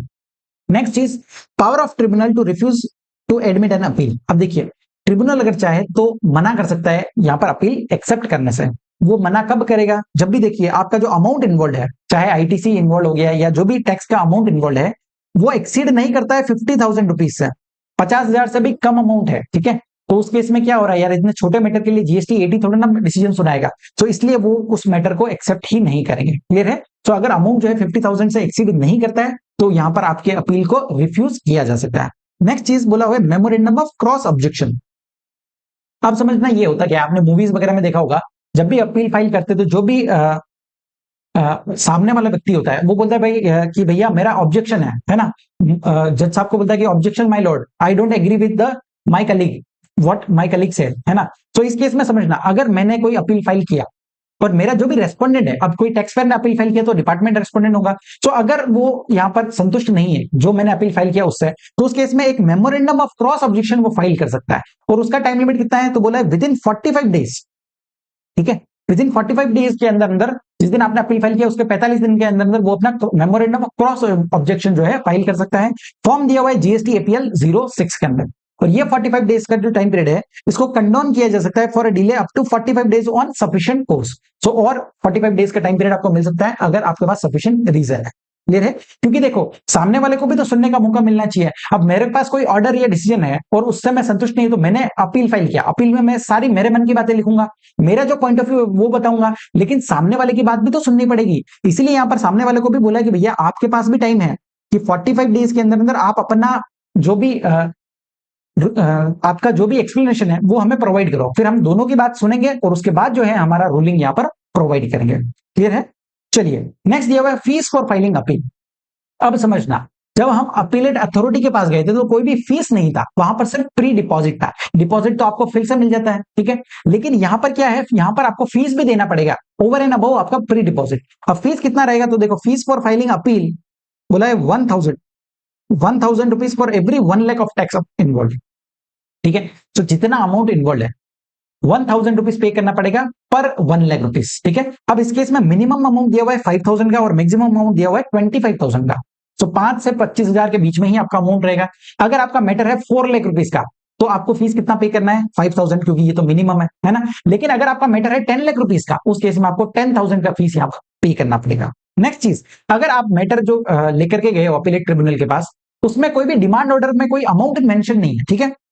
मतलब जो आप अपील फाइल कर रहे हो in respect of an order not involving any demand of tax interest और पेनल्टी, मतलब डिमांड कोई आपसे नहीं लिया, जस्ट आप किसी प्रोविजन को चैलेंज कर रहे हो, ठीक है। प्रोविजन को अगर चैलेंज कर रहे हो उस केस में आपका जो पेनल्टी सॉरी जो फीस रहेगा वो आपका 5,000 रुपीज का रहेगा, ठीक है। अब प्रैक्टिकल लाइफ में ऐसा कोई भी व्यक्ति नहीं होगा, इतना कोई वेला नहीं है कि वो प्रोविजन को चैलेंज करने के लिए जो है अपील वगैरह फाइल करेगा और इतना झंझट लेगा। अगर किसी व्यक्ति के पैसों की बात होती है, पैसा बचाने के लिए ही वो इतना अपील के झंझट में पड़ते हैं, ठीक है। लेकिन यहाँ पर प्रोविजंस दिए हुए हैं कि अगर आप सिर्फ लीगलिटी कोई प्रोविजंस को चैलेंज कर रहे हो तो मिनिमम फीस आपका जो है वो 5,000 रुपीज का रहने वाला है। नेक्स्ट चीज, अगर कोई ऑर्डर को रेक्टिफिकेशन किया जा रहा है, मतलब छोटा मोटा कोई एरर हो गया भाई, टाइपिंग मिस्टेक वगैरह हो गया, तो उसके लिए कोई भी फी पे करने की जरूरत नहीं है। क्लियर है। चलिए सर, नेक्स्ट आ जाते हैं mandatory pre deposit for filing appeal. अब समझना, डिपॉजिट का concept again very much important. हमने अपीलेट अथॉरिटी के केस में डिपॉजिट कितना देखा था, जितना अमाउंट आप एडमिट करते हो वो तो पूरा ही पे कर दो, टैक्स इंटरेस्ट पेनल्टी सारा ही पे कर दो। लेकिन जितना आप अमाउंट एडमिट नहीं कर रहे हो उसमें टैक्स के अमाउंट का 10% आपको पे करना रहेगा। और मैक्सिमम अमाउंट कितना था, 20 करोड़ का। और आईजीएसटी के केस में 40 करोड़ का लिमिट यहां पर दिया हुआ था। सेम जो है यहाँ पर हमारा प्री डिपॉजिट रहने वाला है अपीलेट ट्रिब्यूनल के केस में भी, ठीक है। तो जितना अमाउंट एडमिट कर रहे हो वो तो फुल अमाउंट पे कर दो, एंड उसके साथ में 10% of the remaining amount of tax in dispute in addition to the amount deposited before the appellate authority। तो जितना आपने फर्स्ट लेवल ऑफ अपील में पे किया, डिपॉजिट दिया, वो तो है ही, उसके ओवर एंड अबाउट एडिशनली जो है आपको यहाँ पर ये डिपॉजिट भी देना रहेगा। मैक्सिमम अमाउंट कितना है, 20 करोड़ रुपीस का। और ये अमाउंट जो है आईजीएसटी के केस में 40 करोड़ रुपीस आपका हो जाएगा। क्लियर है। तो ये हमें डिपॉजिट दिया हुआ है सीजीएसटी एक्ट के रिलेटेड, इतना का इतना इक्विवेलेंट अमाउंट जो है आपका एसजीएसटी एक्ट के अंदर भी रहेगा। क्लियर है। अब सर ये डिपॉजिट का कॉन्सेप्ट लाए ही क्यों? अब देखो, अगर प्री डिपॉजिट जैसा कोई कॉन्सेप्ट नहीं लाते ना, तो हर व्यक्ति अगर छोटी छोटी चीजों को लेकर के अपील फाइल कर देता, और उस केस में जो है डिपार्टमेंट के पास अननेसेसरी बर्डन बढ़ जाता, इतने बहुत सारे केसेस हो जाते हैं, है ना। तो इसलिए प्री डिपॉजिट का कॉन्सेप्ट रख दिया कि भैया अगर आप जेन्युइन हो, जेन्युइनली आपको प्रॉब्लम हो रहा है, एग्रीव्ड हो, तो उस केस में आप डिपॉजिट पे करो और फिर आप अपील फाइल करो। क्लियर है। चलिए सर, अब इसको भी एक एग्जांपल से समझते हैं कि प्री डिपॉजिट का कॉन्सेप्ट क्या रहेगा। तो समझना, अगर मुझे ऑर्डर मिलता है 100 करोड़ का, ठीक है, 100 करोड़ का ऑर्डर मिलता है जिसमें टैक्स का अमाउंट है 70 करोड़ हो गया आपका, इंटरेस्ट हो गया आपका 15 करोड़, और पेनल्टी जो है वो भी हो गया आपका 15 करोड़। सो टोटल आपका 100 सीआर का यहाँ पर ऑर्डर मिला है। अब इस केस में आपको देखना कि एडमिट कितना कर रहे हो, ठीक है। जितना एडमिट कर रहे हो वो अमाउंट पूरा आपको पे करना है। नेक्स्ट, जितना एडमिट नहीं कर रहे हो उसमें सिर्फ और सिर्फ टैक्स का अमाउंट लेना है, ठीक है। मान लीजिए मैं इस 70 करोड़ में से, इस 70 करोड़ में से मान लेते हैं मैं 50 करोड़ रुपीस एडमिट कर रहा हूं, मतलब 20 करोड़ एडमिट नहीं कर रहा हूं, ठीक है। तो जितना अमाउंट एडमिट नहीं कर रहा हूं उसका आपको 10% लेना रहेगा। क्लियर है। और अगर वो 10% 20 करोड़ से एक्सीडिंग आ रहा है तो आपको मिनिमम मैक्सिमम कितना बोला है, 20 करोड़ ही यहां पर कंसिडर करना रहेगा। क्लियर हुआ आपको। चलिए सर, नेक्स्ट चीज, where the appellant has made the pre deposit the recovery proceedings. अब देखिए, जब भी आप प्री डिपॉजिट पे कर देते हो तो जो भी ऑर्डर आपको मिला है उसके खिलाफ आपकी रिकवरी प्रोसीडिंग्स चलेगी। हमने demand and recovery process chapter में देखा है कि जो भी डिमांड ऑर्डर आपको मिलता है उसका पेमेंट आपको करना रहता है। अगर आपने 3 महीने के अंदर अंदर पेमेंट नहीं किया तो रिकवरी प्रोसीडिंग्स इनिशिएट कर दी जाती है। और सेक्शन नंबर 78 के अंदर हमारा रिकवरी प्रोसीडिंग्स इनिशिएट होता है। सेक्शन नंबर 79 के अंदर हमने वेरियस मोड्स देखे थे कि किन किन तरह से जो है रिकवरी किया जा सकता है। तो जब आप अपील फाइल कर रहे हो, मतलब आप उस ऑर्डर से संतुष्ट नहीं हो, अपील फाइल कर रहे हो और आपने प्री डिपॉजिट का पेमेंट भी कर दिया है, उस केस में जो भी रिकवरी प्रोसीडिंग्स आपके ऊपर चल रही है वो स्टे हो जाएगी, ठीक है, वो रुक जाएगी। जब तक अपील का फाइनल ऑर्डर नहीं आता तब तक वो प्रोसीडिंग्स रुक जाएगी। नेक्स्ट चीज आ जाता है डिपार्टमेंटल अपील। ठीक है, पहले हमने देखा कि एप्लीकेंट का क्या प्रोसेस रहेगा, क्या टाइम लिमिट दिया हुआ है, ठीक है। अब देखते हैं डिपार्टमेंट का अपील का प्रोसेस क्या रहेगा। तो देखिए, जब भी कमिश्नर चाहे तो वो ओन मोशन भी यहाँ पर अपील फाइल कर सकता है, या फिर उसके कोई एसजीएसटी या यूटीजीएसटी जो ऑफिसर्स है, ठीक है, यूटीजीएसटी के जो कमिश्नर है वो रिक्वेस्ट करते हैं, उस केस में वो अपने सबऑर्डिनेट ऑफिसर को बोलेगा कि आप जाइए और अपील फाइल कीजिए। अब अपील फाइल करने का टाइम लिमिट कितना है, so within a period of 6 months from the date on which the said order has been passed.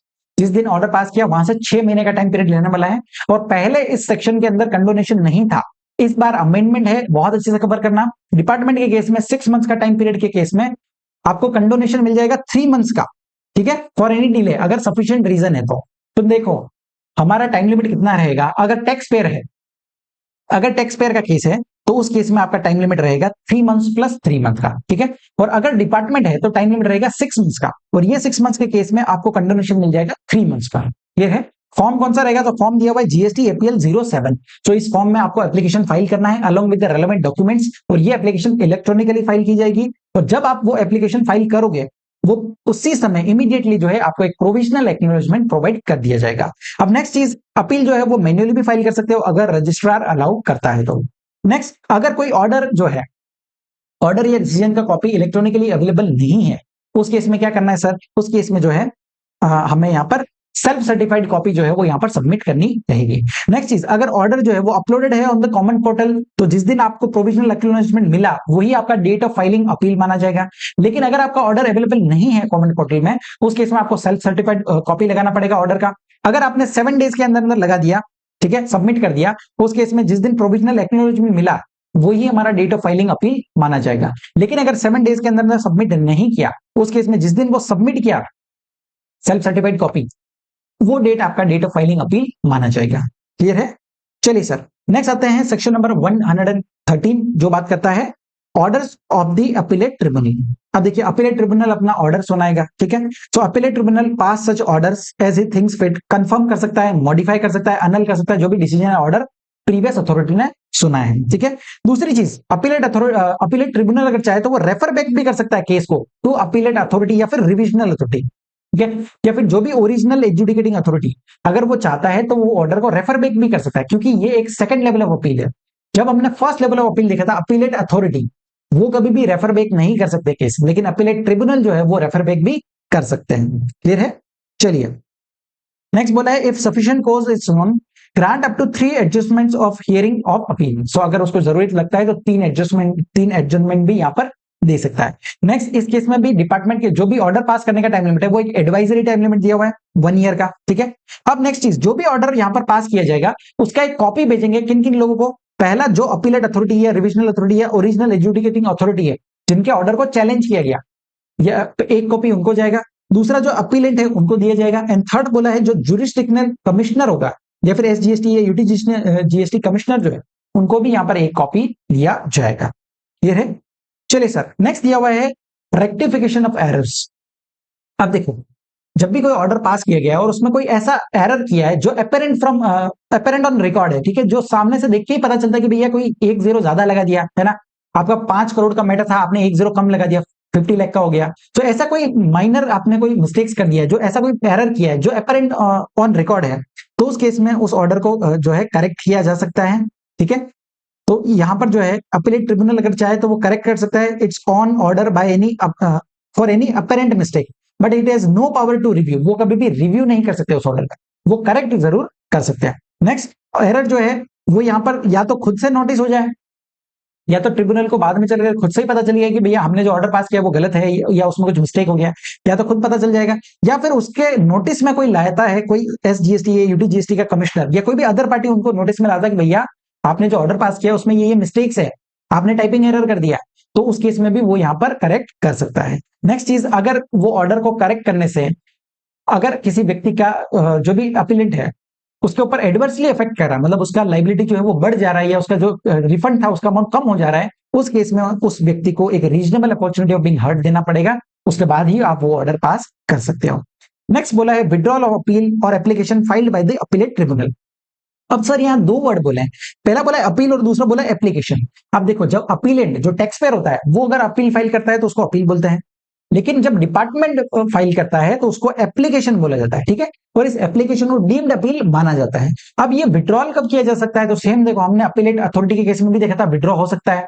अगर आपको प्रोविजनल एक्नॉलेजमेंट मिला है तो आप विड्रॉ कर सकते हो कभी भी, लेकिन अगर आपको फाइनल जो एक्नॉलेजमेंट है वो अगर मिल गया है, उस केस में आपको अप्रूवल लेना पड़ता है अपीलेट अथॉरिटी का 7 डेज के अंदर, ठीक है। अब यहां पर क्या बोला है, ट्रिब्यूनल के पास आपने कोई अपील फाइल की और अगर आप विड्रॉ करना चाहते हो तो नॉर्मली कर सकते हो, लेकिन अगर आपको फाइनल एक्नॉलेजमेंट मिल गया जीएसटी एपीएल 02 के अंदर, उस केस में आपको अप्रूवल लेना पड़ेगा अपीलेट ट्रिब्यूनल का, और वो अप्रूवल कितने दिन में देंगे? With in a period of 15 days, ठीक है। वहां पर हमने 7 डेज देखा था, यहां पर 15 डेज दिया हुआ है, सो 15 दिन के अंदर अंदर वो यहां पर अप्रूव करेंगे, देन जो है आप यहां पर विड्रॉ कर सकते हो।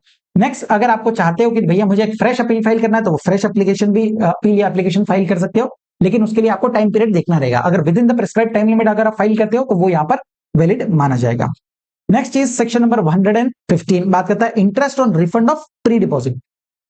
अब देखिए, जब भी अपील फाइल करते तो कुछ प्री डिपॉजिट पे करना पड़ता है। अब अपील के बाद में ऑर्डर आता है और ऐसा पता चलता है कि भैया वो जो भी प्री डिपॉजिट लिया गया था उसको वापस से रिफंड करना है, तो वो आपको रिफंड मिलेगा अलोंग विद द इंटरेस्ट, आपको साथ में इंटरेस्ट भी प्रोवाइड किया जाएगा। और इंटरेस्ट का रेट कितना दिया हुआ है? 9% पर एनम। और ये कब से दिया जाएगा? From the date of payment of the amount till the date of refund of such amount. जिस दिन आपने प्री डिपॉजिट पे किया वहां से लेकर के जिस दिन वो पैसा रिफंड मिला आपको, वहां तक का आपको इंटरेस्ट भी दिया जाएगा। क्लियर हुआ आपको? चलिए सर, नेक्स्ट आ जाता है production of additional evidence before the appellate authority और जीएसटी 80, ठीक है। सो अगर आप कोई एडिशनल एविडेंस देना चाहते हो, देखिए जब भी आप अपील फाइल कर रहे हो तो आपको जितना एविडेंस वगैरह देना वो सारी चीजें आप प्रॉपरली दे देना चाहिए। उसके बाद में जो है कभी भी अलाउ नहीं किया जाता है कोई भी एडिशनल एविडेंस, ठीक है। सो रूल नंबर 112 बोलता है कि आपको कोई भी जो है एडिशनल एविडेंस आप प्रोड्यूस नहीं कर पाओगे बिफोर द अपीलेट अथॉरिटी या अपीलेट ट्रिब्यूनल। लेकिन यहां पर कुछ एक्सेप्शंस दिए हुए हैं कि इन केसेस के अंदर आप एडिशनल एविडेंस भी प्रोड्यूस कर सकते हो। कौन कौन से केसेस है? तो देखो 4 चीजें यहां पर दी हुई। पहला, जब एडजुडिकेशन अथॉरिटी या फिर अपीलेट अथॉरिटी रिफ्यूज करते हैं to admit evidence which ought to have been admitted, मतलब जो एविडेंस जो है उनको एडमिट कर लेने चाहिए थे बट उन्होंने रिफ्यूज कर दिया कि भैया हम एविडेंस जो है नहीं लेंगे, उनको मना किया गया। दूसरा बोला, जब अपीलेंट को रोका गया, appellate was prevented by sufficient cause from producing the evidence which he was called upon two produce by the adjudicating authority और अपीलेट अथॉरिटी। सो अपीलेंट तो एविडेंस देना चाहता था लेकिन उसको रोका गया, तो उस केस में यहां पर वो एडिशनल एविडेंस दे सकता है। Next, where the appellant was prevented by sufficient cause from producing before the adjudicating authority or appellate authority any evidence which is relevant on to any grounds of appeal, मतलब ऐसा कोई evidence जो relevant था उस proceedings के लिए but उसको रोका गया देने से। एंड लास्ट बोला है where the adjudicating authority or appellate authority has made the order appealed against without giving sufficient opportunity to the appellant to produce evidence, मतलब उसको मौका ही नहीं दिया एविडेंस प्रोड्यूस करने का, ठीक है। सो ओवरऑल इन चारों पॉइंट्स में कहना क्या चाह रहे हैं कि अपीलेंट तो एविडेंस देना चाहता था लेकिन उसको रोका गया, ठीक है। अगर उसको रोका गया तो उस केस में उसका जो भी एडिशनल एविडेंस होंगे उसको भी हम एक्सेप्ट कर लेंगे। क्लियर है? चलिए सर, नेक्स्ट बोला है no additional evidence shall be admitted unless the appellate authority और appellate tribunal records in writing the reasons for its admission. अगर आप एडिशनल एविडेंस ले रहे हो तो उसका जो भी रीजंस है वो आपको यहां पर रिकॉर्ड करना रहेगा। क्लियर हुआ आपका? चलो नेक्स्ट आता है सेक्शन नंबर 116, बात करता है अपीयरेंस बाय ऑथोराइज्ड रिप्रेजेंटेटिव। आप समझना ऑथोराइज रिप्रेजेंटेटिव क्या होता है। सो देखिए, जब भी अपील वगैरह फाइल करते हो तो उसमें काफी सारा नॉलेज चाहिए होता है, आपको प्रोविजंस की अंडरस्टैंडिंग चाहिए होती है। कभी आपने अगर अपील फाइल किया हो तो बहुत बड़ा ड्राफ्टिंग रहता है, उसमें आपको अलग अलग जजमेंट्स के रेफरेंस देने पड़ते हैं। सो बहुत सोच समझ के बुद्धिमान व्यक्ति ही उसको फाइल कर सकता है।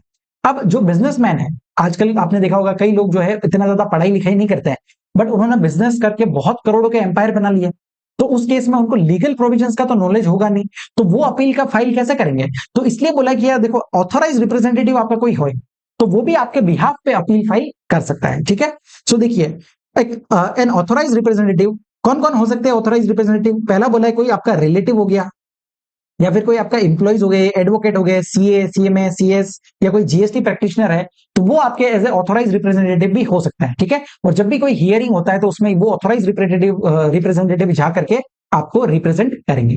नेक्स्ट बोला है कोई इनडायरेक्ट टैक्स का गेजेटेड ऑफिसर है तो वो भी आपका जो है यहाँ पर ऑथोराइज रिप्रेजेंटेटिव बन सकता है, जिसने सर्व किया एटलीस्ट 2 इयर्स का, वो भी बन सकता है। लेकिन ध्यान रखना, can appear as authorise representative after 1 year from the date of their retirement और रेजिग्नेशन।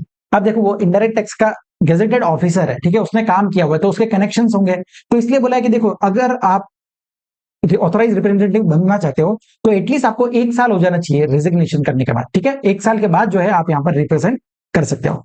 नेक्स्ट बोला है डिस्क्वालिफिकेशन फॉर ऑथोराइज रिप्रेजेंटेटिव। अब कौन कौन से लोग ऑथोराइज रिप्रेजेंटेटिव नहीं बन सकते हैं? पहला बोला है कोई ऐसा व्यक्ति जिसको डिसमिस किया हुआ है या रिमूव फ्रॉम गवर्नमेंट सर्विस है, तो भैया उसने कुछ गलती किया होगा, सही आदमी नहीं होगा इसलिए उसको रिमूव किया है, तो वो यहाँ पर ऑथोराइज रिप्रेजेंटेटिव नहीं बन सकता। दूसरा, कोई व्यक्ति है जो कन्विक्टेड है of an offence dealing with the imposition of taxes on sale or supply of goods or services, मतलब उसने कोई ऑफेंस किया हुआ है। थर्ड, कोई व्यक्ति है जो फाउंड गिल्टी है of misconduct by the prescribe authority. And last बोला है एडजर्ड एज ए इंसॉल्वेंट, कोई व्यक्ति जो इंसॉल्वेंट हो गया है वो भी यहाँ पर आपको रिप्रेजेंट नहीं कर सकता। लेकिन एक चीज ध्यान रखना है, 4 लोगों में से ये 3 लोग जो है ये तो लाइफ टाइम कभी भी आपका ऑथोराइज रिप्रेजेंटेटिव नहीं बन सकते। लेकिन ये जो लास्ट वाला बोला है ना, इंसॉल्वेंट वाला, वो यहाँ पर जो है आपको कब तक रिप्रेजेंट नहीं करेगा? टिल इंसॉल्वेंसी कंटिन्यूज, जब तक वो इंसॉल्वेंसी कंटिन्यू होता है तब तक रिप्रेजेंट नहीं कर सकता। अब मान लीजिए उस बंदे ने आगे चल करके कमबैक कर दिया है ना, बहुत मेहनत किया, वापस से कमबैक करके रिवाइव कर गया, अब उस केस में अगर वो इंसॉल्वेंट नहीं रहा है तो वो आपका ऑथोराइज रिप्रेजेंटेटिव बन सकता है। क्लियर है? चलिए सर, नेक्स्ट आता है सेक्शन नंबर 117, बात करता है अपील टू हाई कोर्ट। अब समझना, हमने देखा था कि कोई व्यक्ति अपीलेट ट्रिब्यूनल के पास जाता है तो 2 बेंचेस है, principal bench and state bench. So state bench ने कोई ऑर्डर पास किया और अगर आप उस ऑर्डर से संतुष्ट नहीं हो उस केस में आप अपील फाइल कर सकते हो हाई कोर्ट के पास, ठीक है। लेकिन अगर कोई प्रिंसिपल बेंच ने कोई ऑर्डर पास किया है और आप अगर उससे संतुष्ट नहीं हो तो सीधा सुप्रीम कोर्ट के पास जाना पड़ेगा, उस केस में हाई कोर्ट का ऑप्शन आपके लिए अवेलेबल नहीं रहेगा, ठीक है। तो जो भी व्यक्ति है अग्रीव्ड है और उसने ऑर्डर पास किया गया स्टेट बेंच के द्वारा तो उस केस में वो अपील फाइल करेगा हाई कोर्ट को इन फॉर्म जीएसटी एपीएल 08 और उसका टाइम लिमिट कितना है, विद इन 180 डेज। 180 डेज जिस दिन आपको ऑर्डर मिला वहां से 180 डेज के अंदर आपको अपील फाइल करना रहेगा। अगर कोई भी डिले हो जाता है वो यहाँ पर कंडोन कर दिया जाएगा अगर सफिशिएंट रीजन है तो, ठीक है। कंडोनेशन कितने मंथ्स का रहेगा वो यहाँ पर नहीं स्पेसिफाई किया हुआ है। नेक्स्ट चीज, जब भी हाई कोर्ट यहाँ पर एडमिट करती है अपील को, if it is satisfied that the case involve substantial question of law, ठीक है, अगर क्वेश्चन ऑफ लॉ है तभी वो मैटर को एडमिट करेंगे। मैंने आपको बताया था कि हमारा जो सेकंड लेवल ऑफ अपील होता है, अपीलेट ट्रिब्यूनल, वो फाइनल फैक्ट फाइंडिंग अथॉरिटी होता है। उसके बाद फैक्ट पे बात नहीं होती, उसके बाद सिर्फ लीगल, अगर आप प्रोविजंस को चैलेंज कर रहे हो तो ही आप यहां पर अपील फाइल कर पाओगे। क्लियर है? चलिए नेक्स्ट बोला है decision of the high court. अब देखिए हाई कोर्ट जब भी डिसीजन सुनाएगा तो कोड ऑफ सिविल प्रोसीजर जो है वो अप्लाई किए जाएंगे। अब जो भी मैटर है अपील जो है वो हियर किया जाएगा by a bench of not less than 2 जजेस, एटलीस्ट 2 जज वहां पर रहेंगे, और जो भी ऑर्डर सुनाया जाएगा वो डिसाइड किया जाएगा बाय मेजोरिटी ऑफ ऑल जजेस, ठीक है, मेजोरिटी के हिसाब से सुनाएंगे। नेक्स्ट, जब भी आपको अपील फाइल कर रहे हो हाई कोर्ट के पास तो आपको डिपॉजिट करना पड़ेगा all taxes due, all tax dues is required to be made, ठीक है। तो वो आपको सारे डिपॉजिट करने पड़ेंगे यहाँ पर। या फिर अगर हाई कोर्ट अलाउ करता है डिपॉजिट नहीं करने का तो उस केस में without depositing all tax dues आप यहाँ पर अपील फाइल कर सकते हो। नेक्स्ट आता है सेक्शन नंबर 118 जो बात करता है अपील टू सुप्रीम कोर्ट। अब देखिए अगर आप हाई कोर्ट के जो भी ऑर्डर पास किया है वैसे तो वो फाइनल एंड बाइंडिंग रहता है, ठीक है, अनलेस एंड अनटिल आप उसको हायर अथॉरिटी के पास चैलेंज करते हो। अगर आप संतुष्ट नहीं हो तो आप सुप्रीम कोर्ट के पास जा सकते हो। दूसरा, अगर आपका कोई अपीलेट ट्रिब्यूनल का ऑर्डर है जो प्रिंसिपल बेंच ने पास किया है और अगर आप उससे संतुष्ट नहीं हो तो आप सीधा सुप्रीम कोर्ट के पास वहां पर अप्लाई कर सकते हो। अब जो भी जजमेंट या ऑर्डर रहेगा वो हाई कोर्ट ने पास किया तो आप आ सकते हो, लेकिन समझना अगर कोई मैटर हाई कोर्ट का है जिससे आप संतुष्ट नहीं हो और आप सुप्रीम कोर्ट में जाना चाहते हो तो हाई कोर्ट का आपको कंफर्मेशन यहां पर लेना पड़ेगा। तो हाई कोर्ट आपको सर्टिफिकेट देगी टू बी फिट वन, अगर उसको लगता है कि भैया ये मैटर फिट है और आप जाइए सुप्रीम कोर्ट के पास, अगर वो अलाउ करते हैं तो ही आप सुप्रीम कोर्ट के पास आ सकते हो। डायरेक्टली ऐसा नहीं कि मेरा मन हो गया मैं सुप्रीम कोर्ट के पास चला जाऊंगा, आपको हाई कोर्ट से परमिशन लेना पड़ता है, सर्टिफिकेट लेना पड़ता है, तभी आप यहां पर एडमिट किया जाएगा आपका अपील को। लेकिन अगर आपका मैटर जो है वो प्रिंसिपल बेंच का है तो वो डायरेक्टली यहां पर अपील फाइल कर सकते हो। नेक्स्ट, सुप्रीम कोर्ट जो है वो यहाँ पर civil code of civil procedures के प्रोविजंस लगाएंगी और जब भी आप अपील फाइल कर रहे हो तो आपको डिपॉजिट करना पड़ेगा ऑल टैक्स ड्यूज को, ठीक है। अब सुप्रीम कोर्ट क्या करेगी, या तो कोई अलग ऑर्डर बता देगी, वेरी कर सकता है, या फिर उसी ऑर्डर को कंफर्म कर सकते हैं या फिर रिवर्स कर सकते हैं the judgement of high court और द ट्रिब्यूनल, ठीक है। सो उस मैटर को यहाँ पर रिवर्स बैक भी कर सकते हैं। समझा आपको? चलिए सर, नेक्स्ट आ जाता है सेक्शन नंबर 119। यह बात करता है sum dues to be paid notwithstanding appeal, ठीक है। तो देखिए जब भी आपको कोई ऑर्डर सुनाया गया है, ठीक है, प्रिंसिपल बेंच के द्वारा या स्टेट बेंच के द्वारा, तो जो भी ऑर्डर आपको सुनाया गया है तो वो जितना अमाउंट उन्होंने डिमांड का बताया है उतना आपको पे करना पड़ेगा, अनलेस एंड अनटिल आप हायर अथॉरिटीज के पास जो है अपील फाइल कर देते हैं, ठीक है। अदरवाइज जो भी ऑर्डर सुनाया गया है वो फाइनल एंड बाइंडिंग ही रहने वाला है। नेक्स्ट सेक्शन नंबर 120 बात करता है appeal not to be filed in certain cases. अब देखिए अपील कब फाइल नहीं कर सकते, ये सेक्शन जो है वो डिपार्टमेंट के लिए दिया हुआ है, ठीक है। तो अब यहां पर जो है कुछ मॉनेटरी लिमिट्स फिक्स किया हुआ है डिपार्टमेंट के लिए कि अगर वो मॉनेटरी लिमिट से एक्सीड अगर करता है अमाउंट तो ही आप यहां पर अपील फाइल कर सकते हो। छोटे मोटे अमाउंट के लिए जो है आप सीधा अपील फाइल नहीं कर सकते हो। अगेन मैं बोल रहा हूं ये सेक्शन जो है सिर्फ और सिर्फ डिपार्टमेंट के लिए है, एप्लीकेंट के लिए कोई भी लिमिट यहां पर नहीं रहने वाला है। क्लियर है?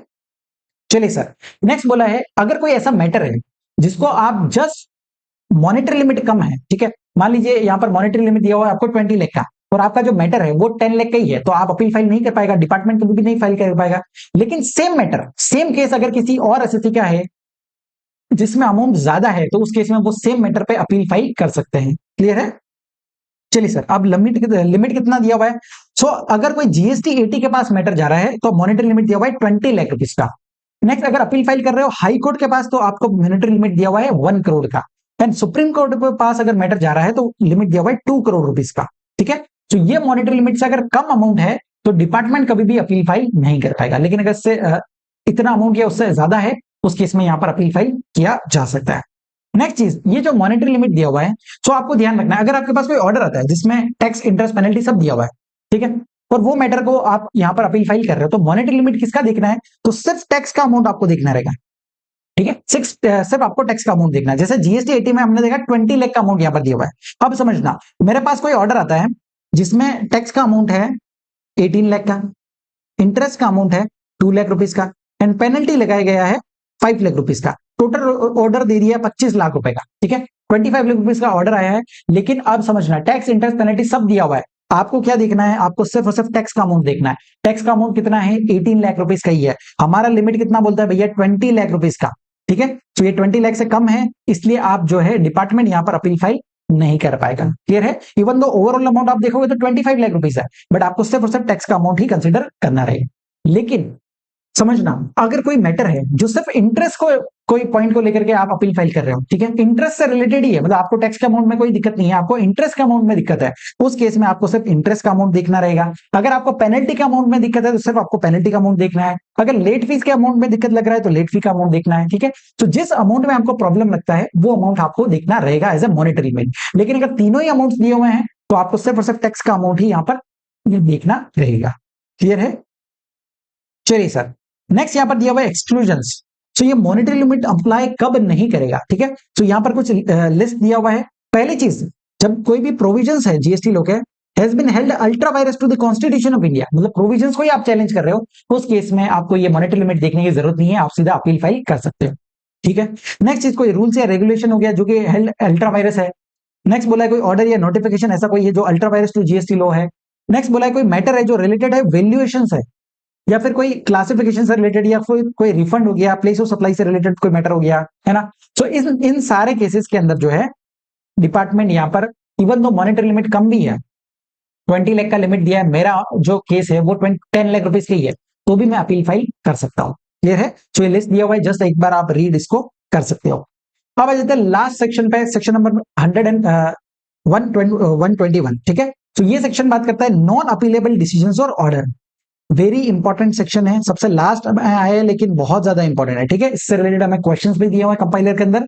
तो किन किन केसेस के अंदर अपील जो है फाइल नहीं किया जा सकता, ठीक है। अब समझना, 4 सिनेरियोज यहां पर दिया है। पहला बोला है an order of the commissioner और any authority empowered to direct transfer of the proceedings from one officer to another officer. अगर आपका मैटर जो है वो किसी एक ऑफिसर के पास चल रहा था और वो मैटर जो है ट्रांसफर कर दिया गया कमिश्नर के द्वारा किसी और ऑफिसर को, तो अब इस चीज को लेकर के आप अपील फाइल नहीं कर सकते, है ना। क्योंकि सर अपील फाइल क्यों करेंगे? मान लेते कि जो ऑफिसर के साथ आपका काम चल रहा था उसको आपने कुछ रिश्वत खिला दी थी और उससे आप फेवर्स ले रहे थे, अब मैटर जो है किसी और ऑफिसर के पास ट्रांसफर कर दिया, तो आप इस केस में अपील फाइल नहीं कर पाओगे। दूसरी चीज बोला है the order pertaining to seizure और retention of books of accounts, register और अदर डॉक्यूमेंट्स। अगर आपके बुक्स ऑफ अकाउंट्स को सीज कर दिया गया या रिटेन कर लिया गया तो उसके खिलाफ भी आप अपील फाइल नहीं कर सकते, क्योंकि भैया प्रोविजंस है ना। हमें यहाँ पर हमने देखा है चैप्टर इंस्पेक्शन वाला जो चैप्टर था, इंस्पेक्शन सर्च सीजर, उसके अंदर हमने देखा है कि अगर ऑफिसर चाहे तो आपके बुक्स ऑफ अकाउंट को सीज कर सकता है, तो वो प्रोविजन लिखा हुआ है, अब उसके खिलाफ क्या अपील फाइल करोगे, है ना। नेक्स्ट बोला है an order sanctioning prosecution under this act, मतलब आपका प्रोसिक्यूशन, आपको जेल वगैरह हो रहा है, उस केस में भी आपको जो है अपील फाइल नहीं कर सकते। एंड लास्ट बोला an order pass under section 80, जो हमारा बात करता है payment of tax in installments, ठीक है।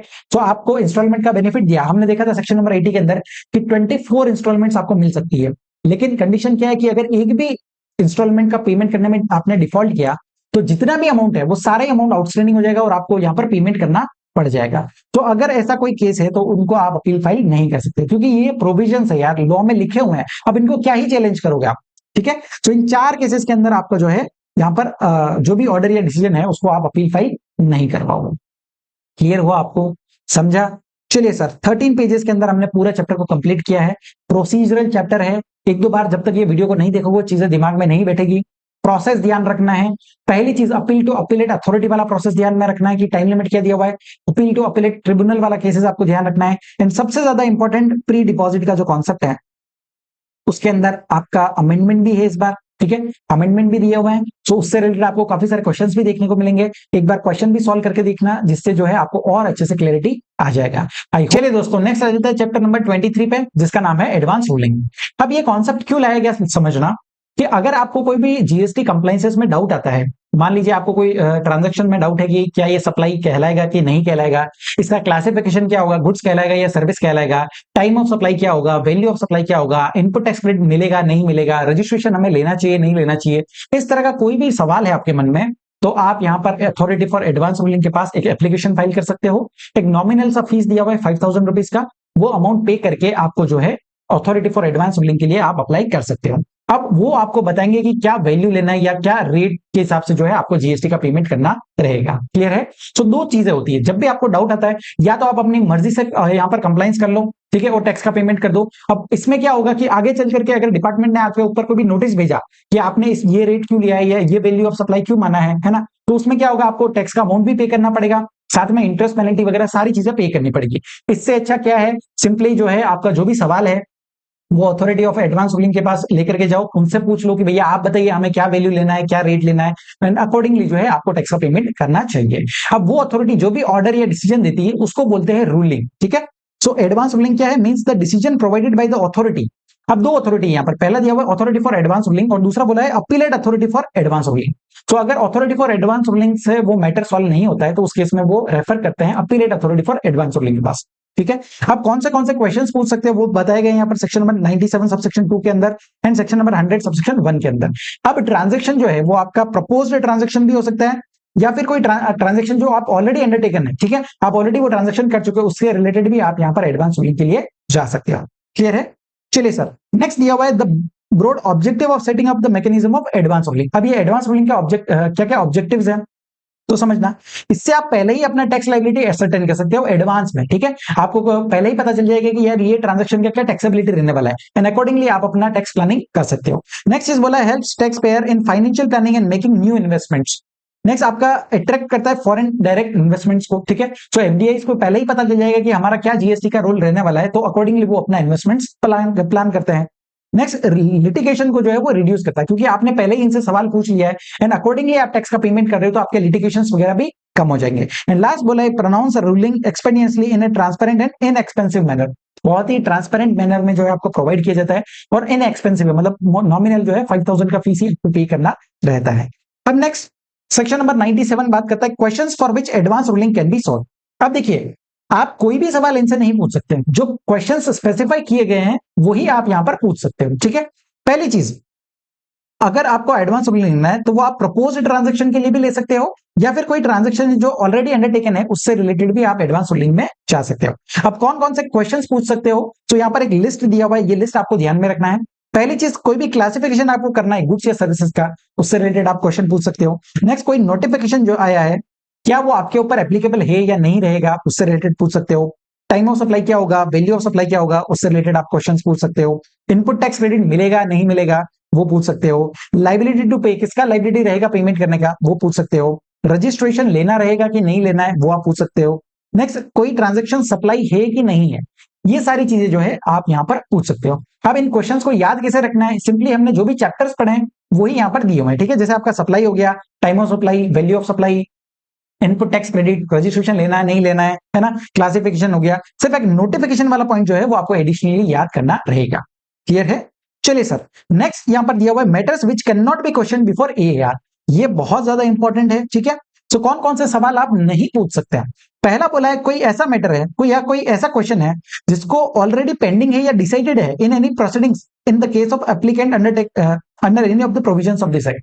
मतलब ऐसा कोई मैटर है जो ऑलरेडी डिसाइडेड हो चुका है। ठीक है, मान लीजिए आप अपील में चले गए हो या कहीं प्रोसीडिंग्स चल रहा है उसमें ऑलरेडी डिसाइडेड है या फिर अभी पेंडिंग है, तो वो क्वेश्चन आप जो है एडवांस रूलिंग के लिए नहीं जा सकते। दूसरा बोला matters related to place of supply.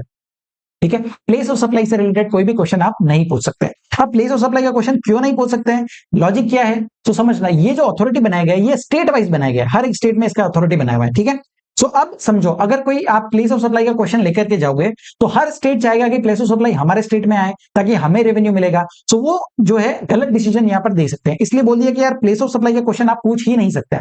ठीक है, तो कौन कौन से क्वेश्चन है, पहला बोला कोई ऐसा मैटर जो कोई ऐसा क्वेश्चन जो ऑलरेडी पेंडिंग है या डिसाइडेड है इन एनी प्रोसीडिंग्स, एंड दूसरा बोला है आपका प्लेस ऑफ सप्लाई से रिलेटेड मैटर आप यहां पर नहीं पूछ पाओगे। क्लियर है?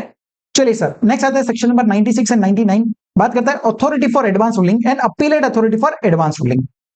अब देखिए, ये दोनों जो अथॉरिटी है ये कॉन्स्टिट्यूट है under the provisions of SGST act, ठीक है, और UTGST act and shall be deemed to be the AR और AR in respect of that state और union territory under the CGST act also.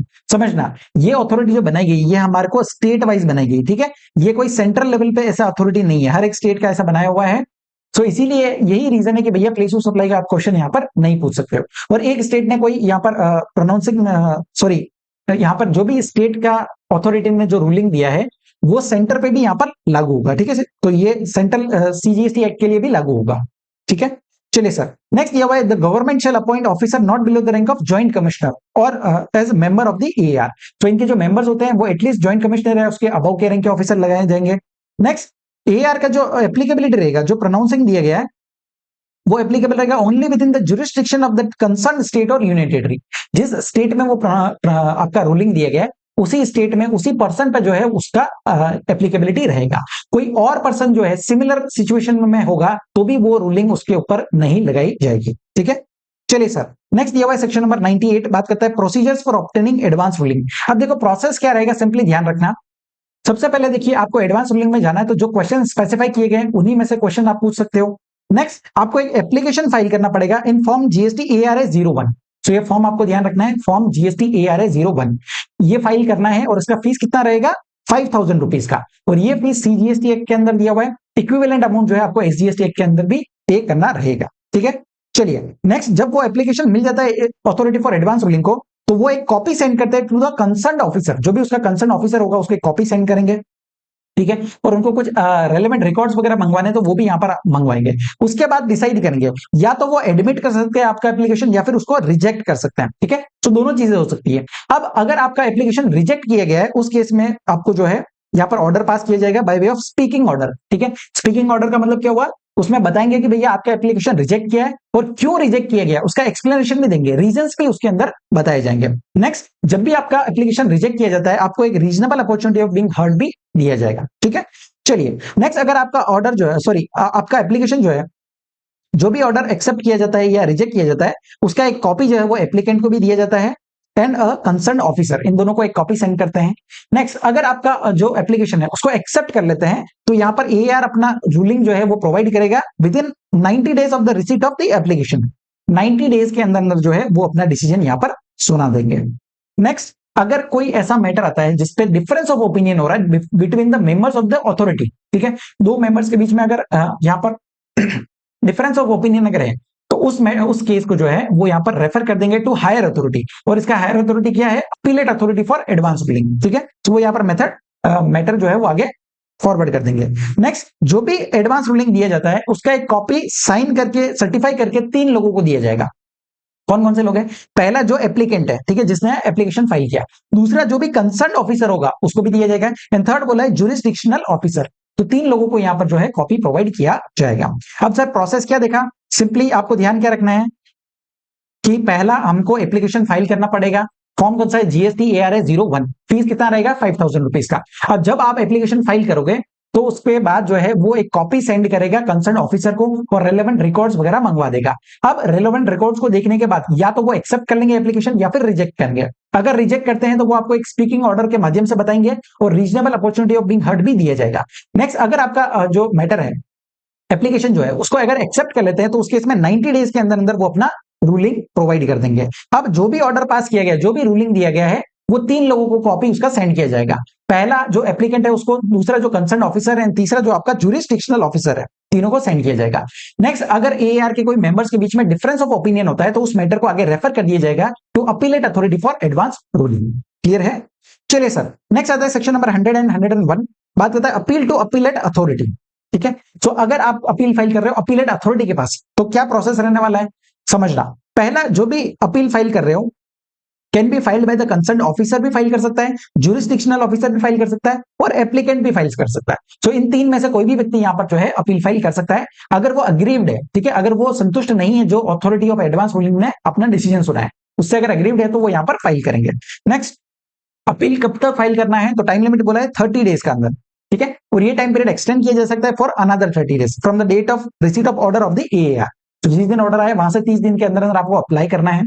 Form कौन सा रहेगा तो देखो फॉर्म यहाँ पर दिया हुआ है जीएसटी एआरए 02। जब आप अथॉरिटी फॉर एडवांस रूलिंग को अप्लाई कर रहे थे तो फॉर्म था जीएसटी एआरए 01, यहाँ पर दिया हुआ है जीएसटी एआरए 02।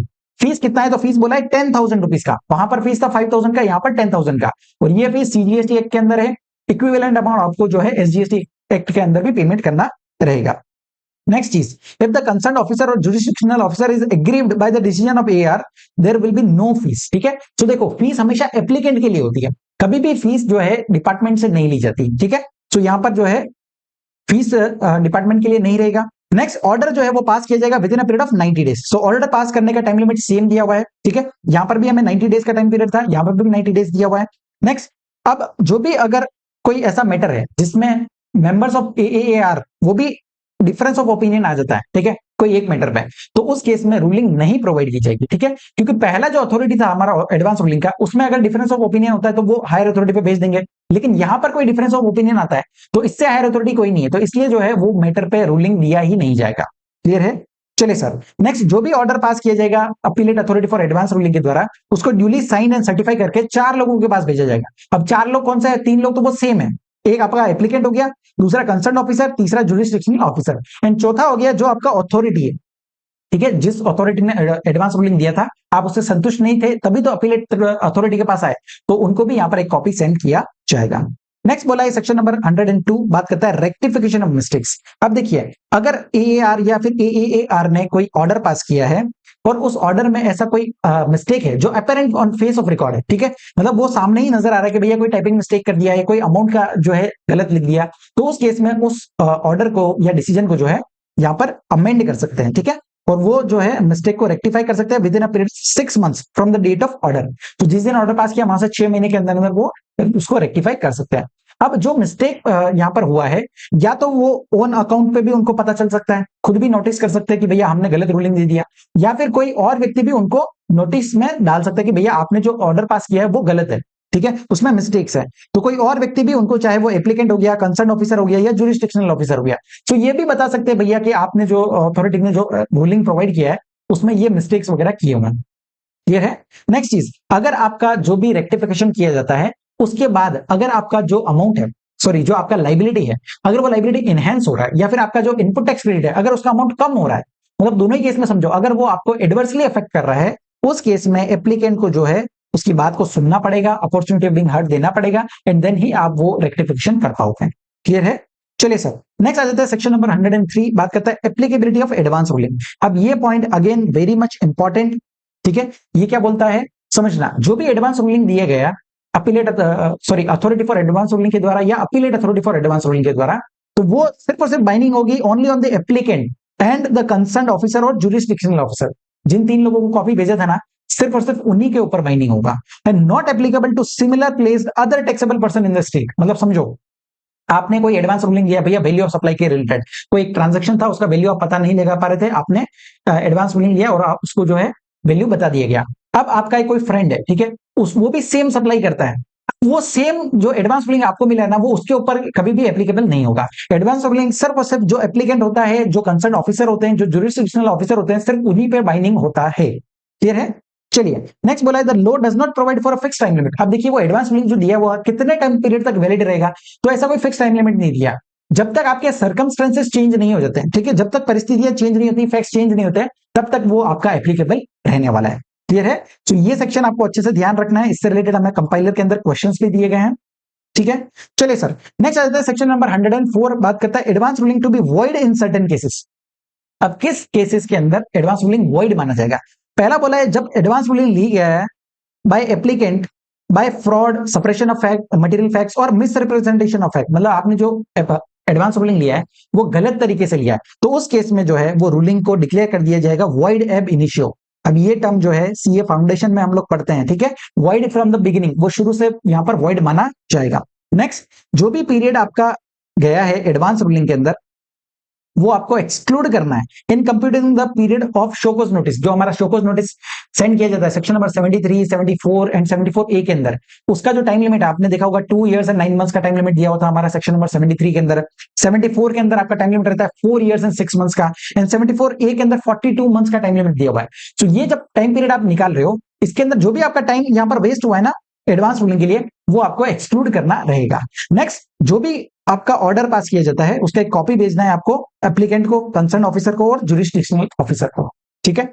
चलिए सर, लास्ट सेक्शन दिया हुआ है सेक्शन नंबर 105 एंड 106, बात करता है power and procedures of AR and AAR. अब इनके क्या पावर्स होंगे, तो समझो इनको पावर्स दिए हुए हैं सिविल कोड के, ठीक है, तो ये authority deemed as a civil court मानी जाएगी, और इनके जो भी पावर्स होंगे वही सिविल कोर्ट के ही पावर्स यहां पर यूज किए जाएंगे, जैसे किसी व्यक्ति को बुलाना और उसका इंस्पेक्शन करना, enforcing the attendance of a person in examining on oath, मतलब किसी व्यक्ति को बुला करके उसको ओथ दिला करके कोई चीज पूछना। लास्ट बोला issuing commission and compiling production of books of accounts and other records, अगर उनको चाहिए तो कोई रिकॉर्ड्स वगैरह भी यहाँ पर मंगवा सकते हैं। क्लियर है। नेक्स्ट, इन अथॉरिटी की जो भी प्रोसीडिंग्स होगी उनको जुडिशियल प्रोसीडिंग्स बोला जाएगा। एंड नेक्स्ट, ये जो अथॉरिटी है ये अपना प्रोसेस खुद ही डिफाइन करती है, ठीक है, कोई और अथॉरिटी नहीं है जो इनको प्रोसेस को बताता है, ये अपना प्रोसीजर जो है वो खुद यहाँ पर डिफाइन करती है। क्लियर हो आपको। तो 3 पेजेस का छोटा सा चैप्टर यहाँ पर है, बट कई बार जो है 4 मार्क्स के लिए पूछा जा सकता है। इस चैप्टर के अंदर इंपॉर्टेंट चीजें कौन सी है? पहली चीज आपको जो है क्वेश्चंस का ध्यान रखना है, ठीक है, कौन कौन से क्वेश्चंस पूछ सकते हैं। प्लेस ऑफ सप्लाई का क्वेश्चन कभी भी नहीं पूछ सकता है। नेक्स्ट, आपको प्रोसेस ध्यान में होना चाहिए कि प्रोसेस कौन सा है, ठीक है। अगर आप first level authority for advance ruling को अगर अप्लाई कर रहे हो, जीएसटी ARS 01 फॉर्म है और 5,000 का फीस रहेगा। और अगर आप plate authority for advance ruling में जा रहे हो तो जीएसटी ARS 02 फॉर्म रहेगा एंड फीस जो है वो 10,000 रहने वाला है। तो ये प्रोसेस आपको ध्यान रखना है। उसके अलावा ये आपको ध्यान रखना है कि एप्लीकेबिलिटी क्या रहता है एडवांस रूलिंग का, ठीक है। तो वो सिर्फ और सिर्फ उस applicant, concern officer and jurisdictional officer पे भी बाइंडिंग रहता है। क्लियर है। चलिए सर, आई होप आपको समझा है। अगर आपको ये वीडियो अच्छा लगा है तो इस वीडियो को लाइक कीजिए और जो भी आपके जेन्युइन फीडबैक है जरूर से मुझे कमेंट सेक्शन में बताइए। आपके कमेंट्स मुझे बहुत मोटिवेट करते हैं ताकि मैं इस तरह के वीडियोस और लेकर के आऊं। ठीक है, तो आज के लिए इतना ही। Thank you so much.